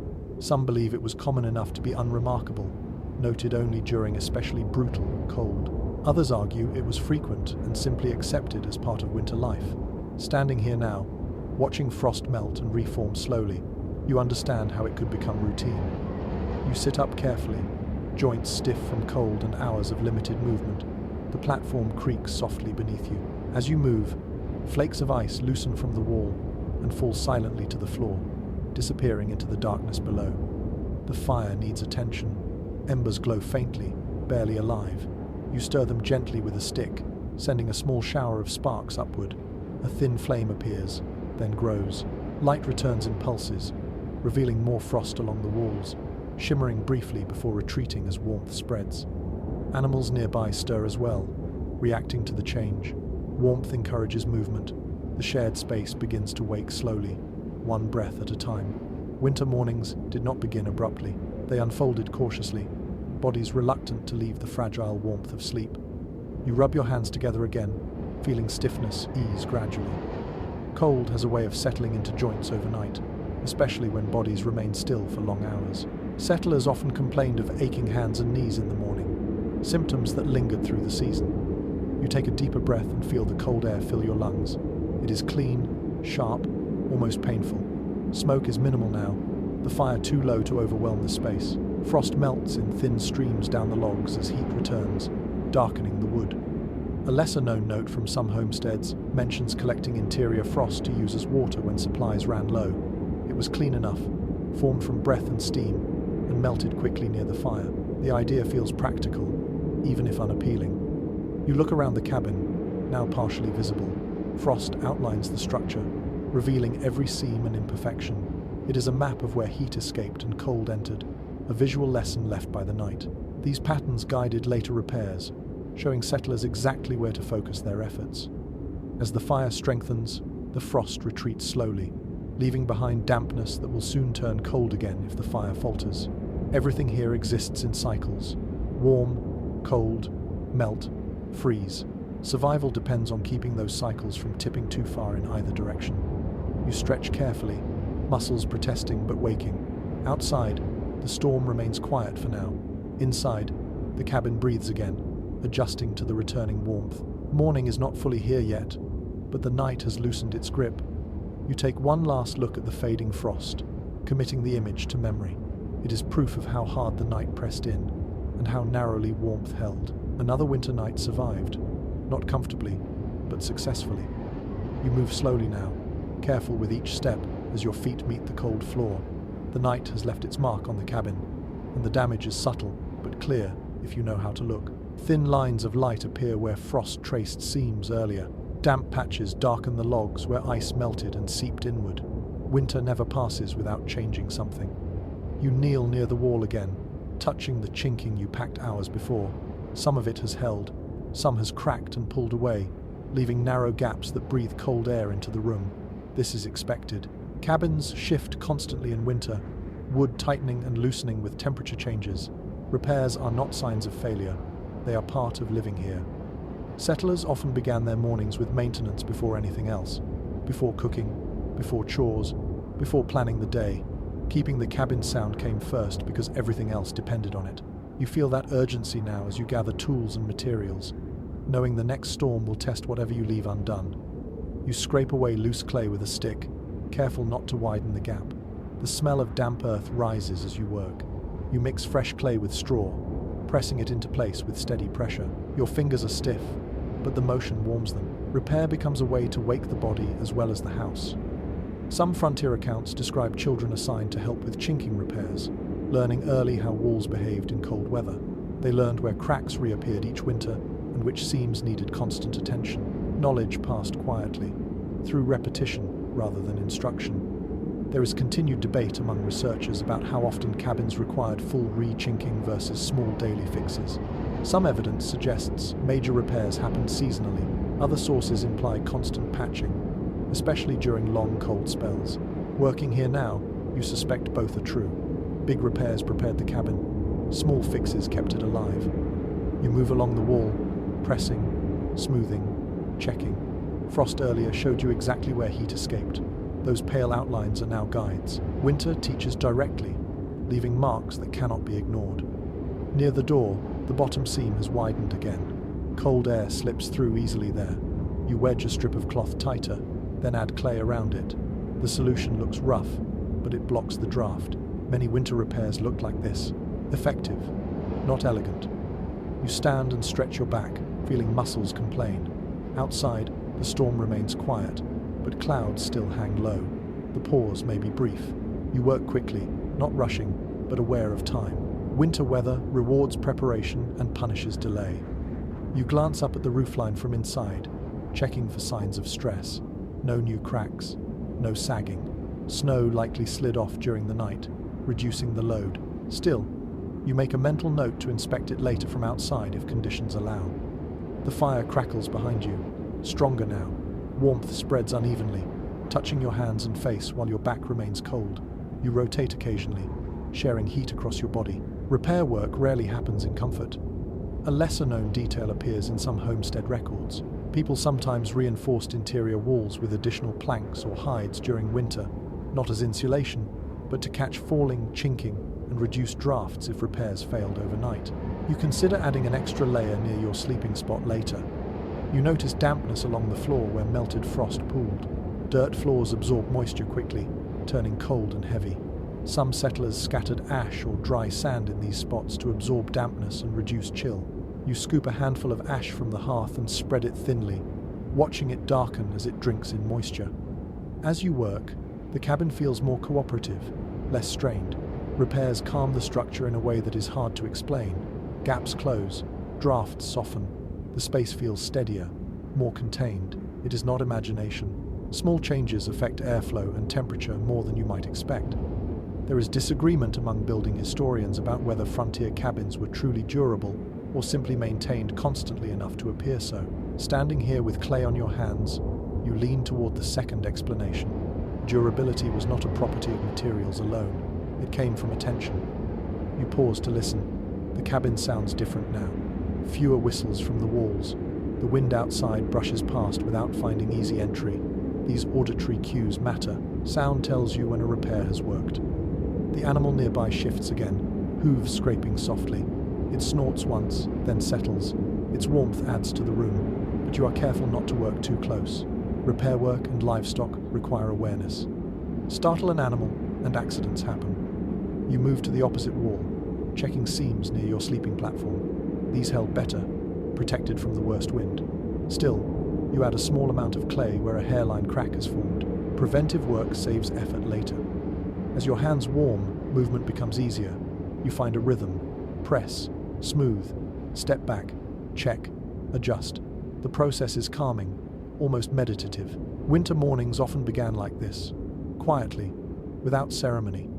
Outside, light begins to change slightly. Not true daylight yet, but a thinning of darkness. The sky shifts from deep black to a heavy grey. Morning is coming, whether the storm agrees or not. You clean your hands as best you can, rubbing them with a cloth. Clay remains under your nails, a reminder of the work done. The cabin feels more secure now, ready for whatever the next hours bring. You stand in the center of the room and take a slow breath. The air feels steadier, warmer. Repairs hold. For now. Winter survival is built from these moments. Not heroics, not grand plans, just careful attention paid again and again. The night tested the cabin. The morning answers back. You glance once more at the walls, now darker where frost melted, seams sealed and reinforced. They will move again. Cracks will return. You accept that. Maintenance is never finished here. It is simply paused until the next need arises.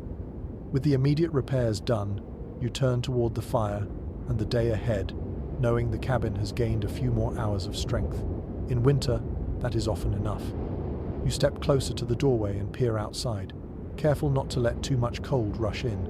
The land beyond the cabin looks different now, reshaped by wind and snow. Drifts pile high in some places and vanish entirely in others. This is when you are reminded that not all winters were endured the same way. Where you are mattered as much as how you built. In forested regions, cabins benefited from trees that broke the wind and trapped snow away from walls. Snow piled among trunks instead of pressing directly against homes. Firewood was closer, easier to gather, even in deep winter. In these places, sleep came with its own challenges, but the landscape offered some protection. The woods held warmth in ways open land never could. You imagine a cabin on the Great Plains, standing alone under an endless sky. There, wind had nothing to slow it. Settlers dug cabins partially into the ground when they could, using earth itself as insulation. Sleeping below ground level reduced exposure and stabilized temperatures, but it came with other dangers.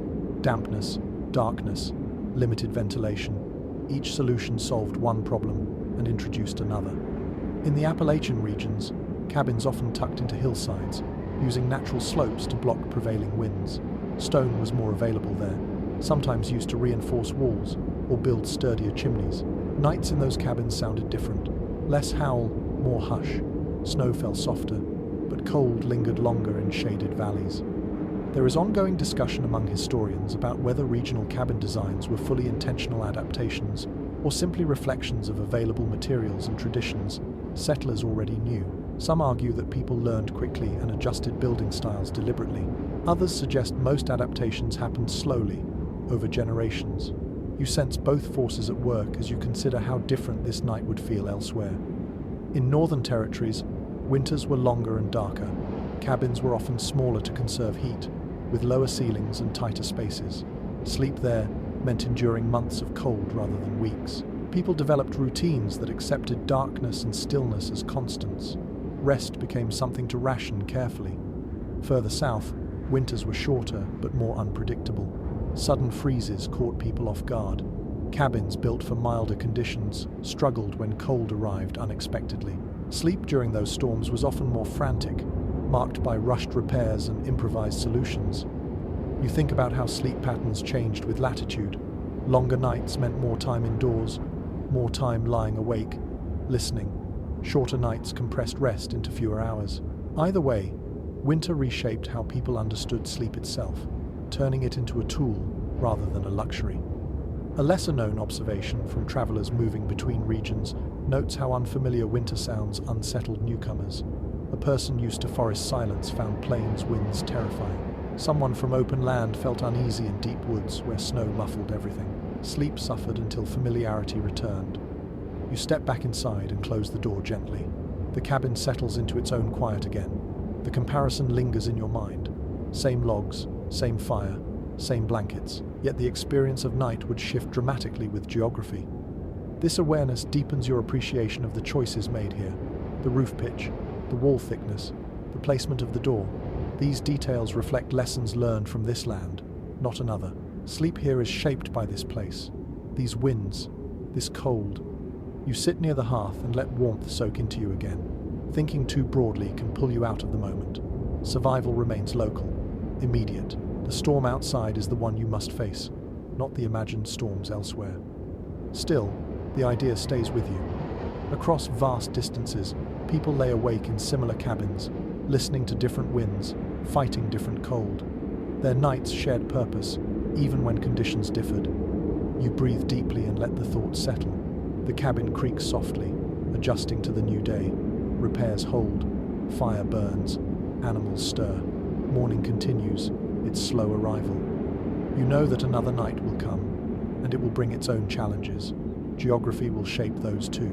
For now, you stay present, grounded in this place, this cabin, this quiet stretch between storms. You sit quietly for a moment, watching the fire settle into a steady burn again, and you realize that much of what kept you alive through the night did not originate with the people who built this cabin. Long before logs were stacked and chinked, others lived on this land and learned how winter behaved. Some of that knowledge slipped into settler life slowly, sometimes without acknowledgement, carried through observation rather than instruction. You think about how the cabin itself borrows ideas, the emphasis on insulation, the understanding that wind direction matters. the habit of keeping entrances low and tight. Indigenous winter shelters varied widely, but they shared a deep respect for heat retention and airflow. These principles traveled quietly across cultures, reshaped into log walls and hearths. In many regions, native communities taught newcomers how to use the land to reduce exposure, choosing sites protected by hills, avoiding low areas where cold air pooled, orienting entrances away from prevailing winds. These choices mattered as much as wall thickness. Sleep improved when the land itself offered shelter.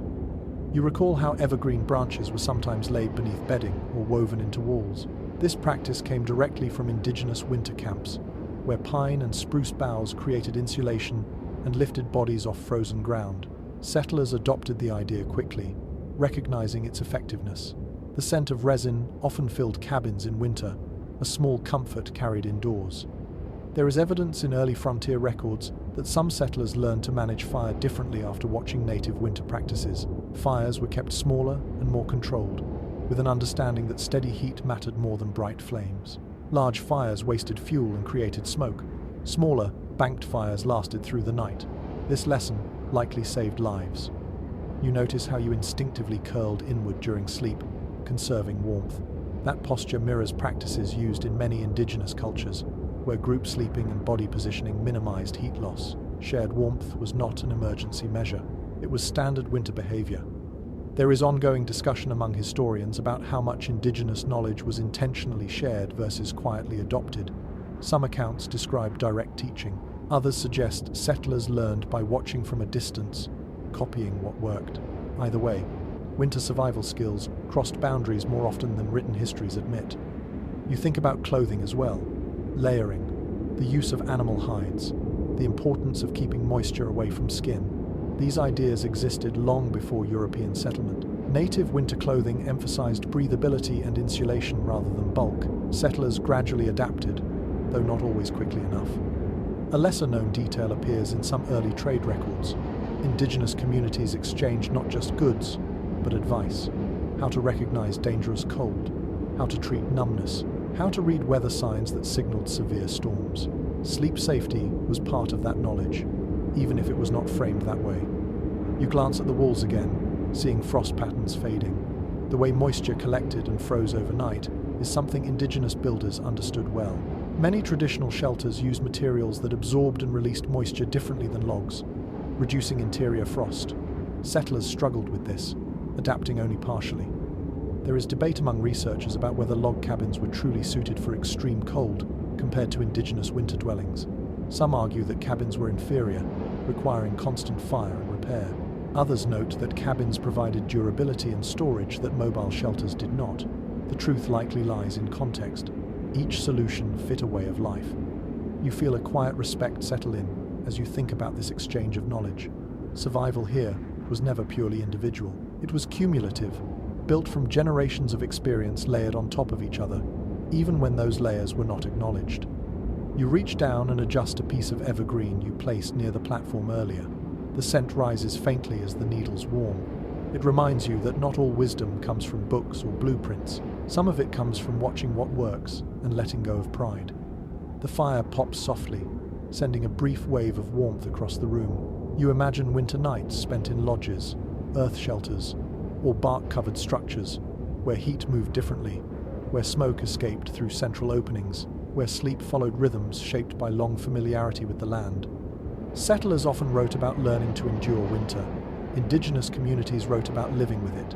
The difference shows in how sleep was approached, not as something to protect fiercely, but as something that adapted naturally to cold and darkness. You sit with that thought, letting it settle. The cabin around you is a hybrid space, European in form, indigenous in many of its strategies, even if unspoken. Your night was shaped by both. Outside, the landscape remains quiet, snow resting where it fell. Inside, the cabin holds warmth a little more effectively now, thanks to knowledge gathered from many sources over many winters. You stand and stretch, feeling stiffness ease. The day will demand work, but the night has already taught its lessons. Survival is rarely about invention alone. It is about listening, observing, and respecting what came before. As you move toward the hearth, you carry that awareness with you. The warmth you feel is not just from fire and walls, but from generations of understanding layered into every choice you made through the night. You notice the dampness before you feel sick. The air carries a heaviness now, not smoky, not cold exactly, but weighted with moisture. It settles into your chest when you breathe deeply. Winter cabins trapped warmth, but they also trapped damp air, and that combination shaped health in ways people did not fully understand at the time. You cough once, quietly, more from irritation than illness. The sound echoes softly in the small space. Many settlers accepted coughing as a normal part of winter, something to be endured rather than questioned. Cold air, smoke, and moisture worked together, irritating lungs night after night. Cabins sealed tightly against drafts reduced heat loss, but they also limited airflow. Moisture from breath, cooking, and melting frost lingered. Walls darkened.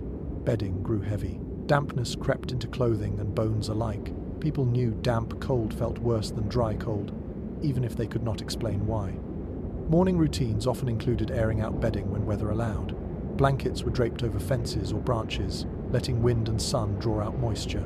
On stormy days, this was impossible. Bedding stayed wet. Sleep that night suffered for it. You glance at your blankets now, feeling their weight, sensing the cold they hold. There is ongoing discussion among medical historians about how winter cabin conditions contributed to illness. Some argue that respiratory infections spread easily in cramped, damp spaces. Others point out that malnutrition and exhaustion weakened immune systems first. The cabin created the environment, but hunger and labor finished the work. You think about how sickness altered sleep. Fever brought restless nights. Chills returned even beside strong fires.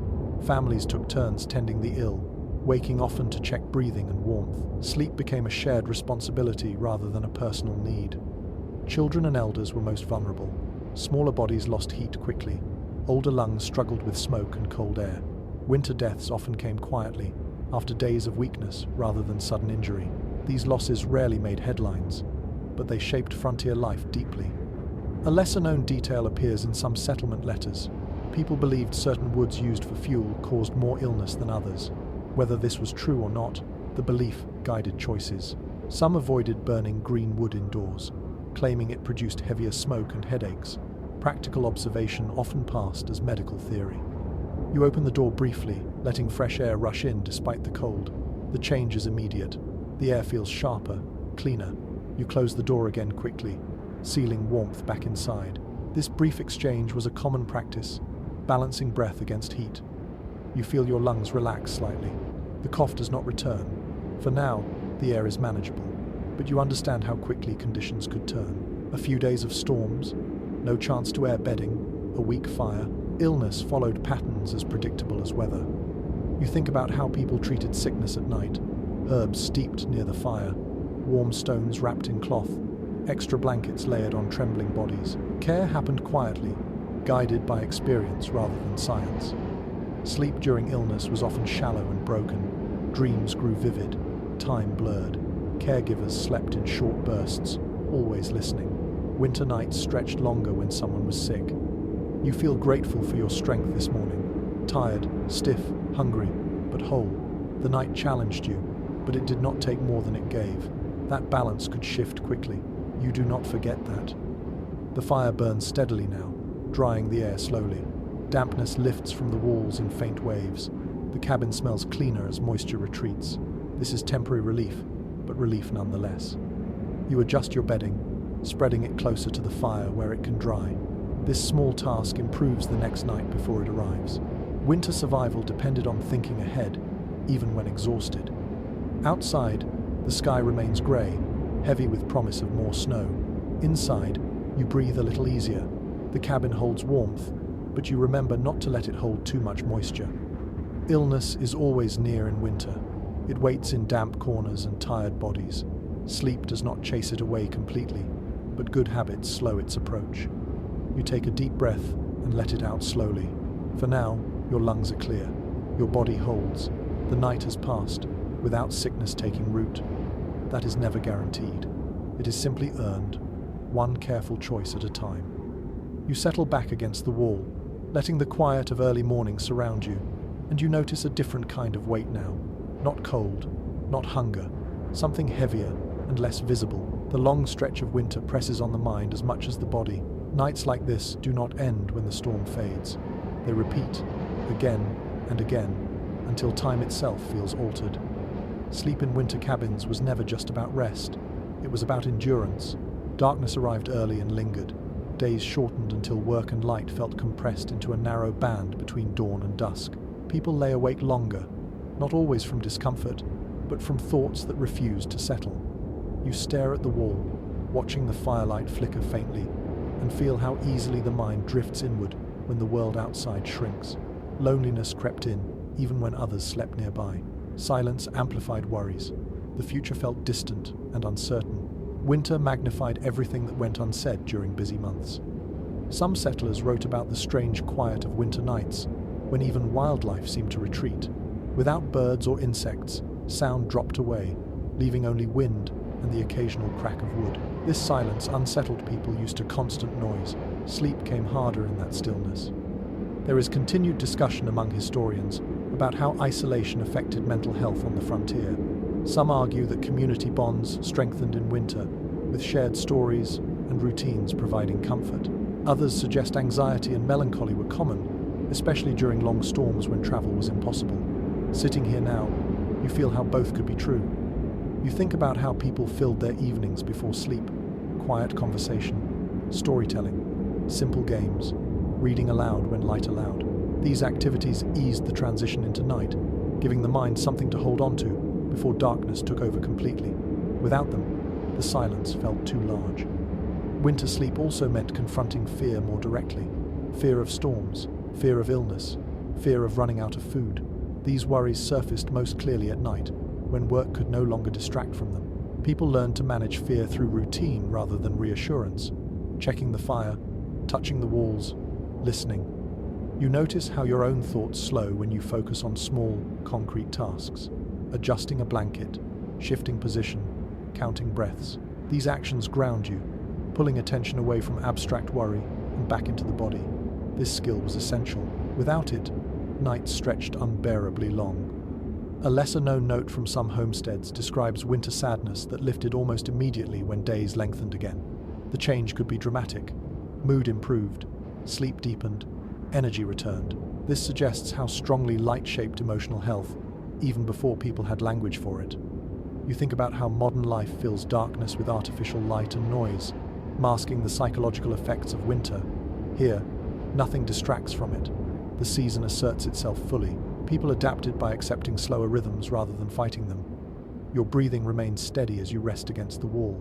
The animal nearby shifts slightly, then stills. Shared presence helps. Even without conversation, knowing others are near eases the mind.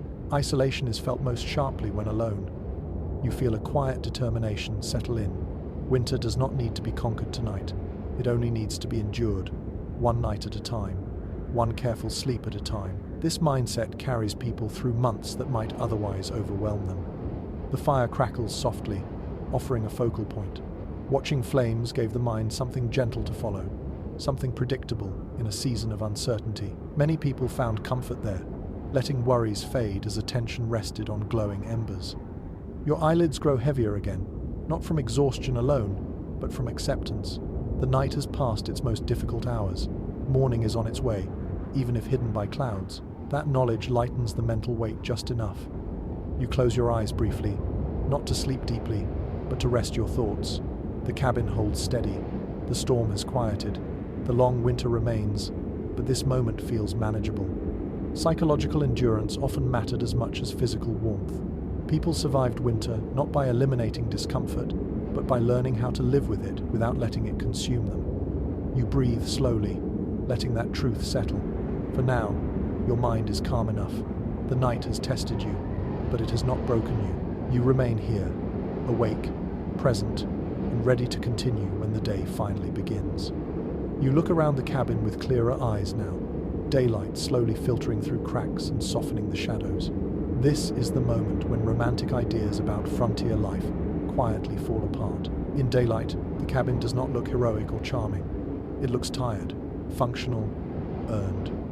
Stories told later often painted pioneer winters as cozy scenes of firelight and family closeness. Thick blankets, warm meals, peaceful sleep. Those images linger because they are comforting. Standing here now, you know how incomplete they are. Comfort existed, but it was narrow and fragile, easily undone by weather or fatigue. You remember how the night actually felt, the cold creeping in despite your efforts, the constant listening, the need to wake and adjust, again and again. Sleep came, but it was negotiated, never guaranteed. This was not misery every moment, but it was never effortless either. Many later accounts blurred this reality, especially those written far from the frontier or long after it closed. They favored resilience over exhaustion, courage over routine discomfort. There is nothing wrong with admiration, but it often smoothed away the daily strain that shaped real lives. You feel that strain in your body now. Stiff joints, lingering chill, a dull ache behind the eyes. These are not dramatic injuries, they are accumulations. Winter worked slowly, wearing people down rather than striking suddenly. There is debate among cultural historians about why the cozy myth endured so strongly. Some argue it helped later generations frame hardship as meaningful sacrifice. Others suggest it offered reassurance during modern uncertainty, a story of simpler times overcoming difficulty. Whatever the reason, the myth leaves out much of what you experienced tonight. You touch the rough wall again, feeling dried clay under your fingers. This surface tells a truer story. Uneven repairs, old cracks reopened and sealed again. Nothing here was static. Everything required attention. Comfort was maintained, not assumed. Even family closeness, often highlighted in stories, came with cost. Sharing space meant shared discomfort. Noise, smell, limited privacy. Warmth brought relief, but also tension. Relationships were tested as much as strengthened during long winters. You think about how sleep was portrayed as restful and renewing. In reality, it was often partial. People woke tired and worked anyway. Rest accumulated slowly over weeks rather than nights. Endurance mattered more than recovery. A lesser-known detail appears in some frontier letters. Writers sometimes expressed surprise at how much effort went into simply staying warm at night, effort they had not anticipated before experiencing a winter firsthand. Many expected hardship in work, not in rest. That realization reshaped expectations quickly. You step toward the hearth and poke at the fire again. The action feels ordinary now, stripped of drama. This is what survival looked like most of the time. Small tasks done repeatedly, without ceremony. The cabin creaks softly as temperature shifts again. You no longer flinch at the sound. Familiarity dulls fear. The structure has earned your trust through the night, not by being perfect, but by holding long enough. You consider how myths form when details fade. People remember outcomes more than processes. Survival overshadows the countless small discomforts that led to it. Nights like this disappear into summaries and slogans. Standing here, you carry a fuller picture, not heroic suffering, not cozy simplicity, something in between, a life shaped by constant adjustment, where sleep was a tool, not a retreat. You breathe deeply, feeling both relief and respect. Relief that the night is over. Respect for those who lived this repeatedly, season after season, without certainty that spring would arrive gently. The myths soften the edges, reality sharpens them. Both exist because people need meaning as much as accuracy. Tonight, you hold both, but you trust what your body remembers more than what stories promise. As light strengthens, the cabin reveals every flaw and every strength. It stands because of work, not charm. Sleep happened because of effort, not ease. You step back from the wall and let the moment settle. The night has taught you something simple and lasting. Frontier comfort was real, but it was earned inch by inch, hour by hour, through patience rather than romance. You move slowly around the cabin, noticing details that felt invisible during the night. Daylight, even this weak winter light, reveals evidence left behind by countless winters before this one. The structure tells its own story if you know how to read it, not through words, but through wear. Near the base of one wall, a log bears shallow grooves where tools once struck repeatedly. These marks are old, rounded by time and hands. They suggest repair rather than construction, adjustments made long after the cabin first stood. People return to this spot again and again, responding to stress points that winter exposed. In places where chinking looks thicker and darker, you see layers built up over years, new clay pressed over old, straw from different harvests mixed together. This is not a single moment frozen in time, but a record of repeated care. Cabins were not finished objects, they were ongoing projects. Archaeological studies of frontier cabins often reveal uneven wear patterns like these. Floors worn smooth in narrow paths, hearthstones cracked from repeated heating and cooling, roof beams reinforced where sagging began. These traces show how people actually lived and slept, not how plans imagined they would. You notice that the sleeping platform sits slightly off-center, closer to the wall than symmetry would suggest. This placement likely followed experience rather than design. Closer to the wall meant less exposure to sparks. Farther from the door meant fewer drafts. These choices were refined through nights like the one you just endured. There is ongoing discussion among researchers about how accurately excavated cabins reflect daily life. Some argue that later modifications obscure original layouts. Others believe those modifications are the most honest evidence, showing how structures evolved in response to use. Looking around now, you side with the latter view. Change tells the truest story. A faint discoloration on the ceiling catches your eye. Smoke stains mark where fires burned too hot or drew poorly. These marks are layered, some darker than others, hinting at different periods of use. Fires that smoked heavily left lasting reminders, shaping later fire management habits. You step closer to the hearth and notice cracks in the stone, filled with soot and ash. These fractures formed slowly, expanding and contracting with temperature changes. Hearths were repaired repeatedly, often with whatever materials were at hand. Perfection mattered less than function. In some excavated sites, archaeologists have found animal bones beneath sleeping platforms, likely dropped accidentally or stored for later. This suggests how close food, sleep, and work existed in the same space. There were no strict boundaries between living areas. Everything overlapped. You imagine future hands uncovering this cabin, brushing away soil and debris, interpreting marks you leave behind. A thicker layer of clay here, a worn patch on the floor there. They would piece together a story, not knowing your name, but understanding your needs. There is disagreement about how representative surviving cabins truly are. Many that failed completely left no trace. Those that remain may represent better built or better maintained examples. Still, even the best cabins show strain. Winter left marks everywhere. You find a spot where the wall log has a small notch carved into it, perhaps to hang a tool or lantern. The edges are smooth from use. This small convenience speaks volumes. Even in hardship, people shaped spaces to suit daily routines, including sleep and night work. You run your hand along the platform again, feeling indentations where bodies rested night after night. Wood remembers pressure. These shallow depressions are not accidents. They mark where people chose to place themselves, guided by warmth, safety, and habit. A lesser-known discovery from some cabin sites includes personal items tucked into wall gaps, buttons, bits of cloth. These may have fallen accidentally or been placed deliberately to block drafts. Either way, they show how personal belongings became part of the structure itself. You step back and take in the whole room. Nothing here is random. Every imperfection reflects a response to need. Archaeology does not reveal heroic moments. It reveals repetition, sleep, repair, fire, rest, over and over. The cabin feels quieter now, as if aware it is being studied. The marks it carries are not flaws, they are evidence of endurance. People slept here not because it was ideal, but because it was possible.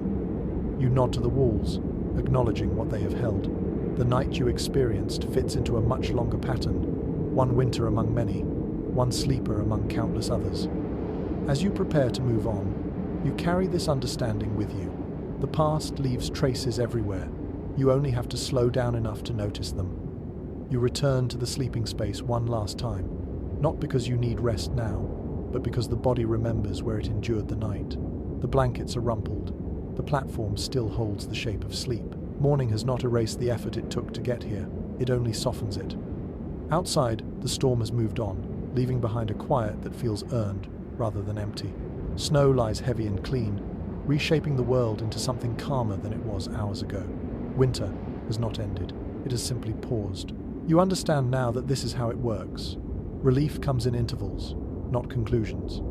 Inside the cabin, the fire burns brighter again, fed carefully. Warmth spreads more evenly this time. Daylight seeps through cracks and knots, revealing the space fully. Nothing looks new. Everything looks used. That feels right. You sit and let your body settle, acknowledging the fatigue that remains. This tiredness is not failure. It is evidence of effort. People who lived this way Learn to accept lingering exhaustion as normal. Strength was measured in continuation, not comfort. Sleep tonight will come again, and with it, the same calculations. How much wood to burn, where to place bedding, who sleeps where. The routine will repeat, shaped slightly by what the last night taught. Survival is iterative. Each night adjusts the next. There is still discussion among historians about how people maintain morale through long winters. Some point to faith, others to routine, others to sheer necessity. Sitting here now, you sense that sleep itself was a form of morale. Not perfect rest, but enough rest, enough to keep going. You think about how winter narrowed focus. Days became about essentials. Nights became about holding warmth and breath. This simplicity was not peaceful, but it was clarifying. Everything unnecessary fell away. The cabin stands quietly, repaired and reinforced just enough. It will need attention again. You accept that. Winter homes were never finished. They were negotiated spaces, reworked constantly in response to cold. You place your hand on the wall one last time. It is warmer now, no longer rimmed with frost. The memory of ice remains, though. You will remember how close cold came. That memory shapes future choices. Outside, light strengthens slowly. The world begins to move again. Inside, you feel ready to move with it. The night did not defeat you. It instructed you. You take a deep breath and let it out slowly, feeling warmth fill your chest. Another winter night survived. Not easily, not comfortably, but successfully. And now, as the day unfolds, your body carries the quiet knowledge of how to endure the next one. The fire settles into a gentle rhythm. The cabin breathes softly. Snow outside reflects pale light, easing the sharp edges of the world. You feel the weight of the night lift from your shoulders, replaced by a calm tiredness that asks for nothing more than patience. There is no need to rush. Winter teaches slowness. Each movement is deliberate. Each breath is enough. You allow your thoughts to soften, no longer scanning for danger, no longer counting hours. The sounds around you fade into a steady hush. Wood creaks quietly. Embers glow without urgency. The cabin holds its warmth, just for now. You imagine lying back down, not to sleep deeply, but to rest without listening so hard. Your body remembers how. Muscles loosen, breathing lengthens. The night feels distant, already becoming memory. Nothing needs to be fixed at this moment. Nothing needs to be decided. The storm is gone. Morning has arrived. You let the quiet carry you, gently.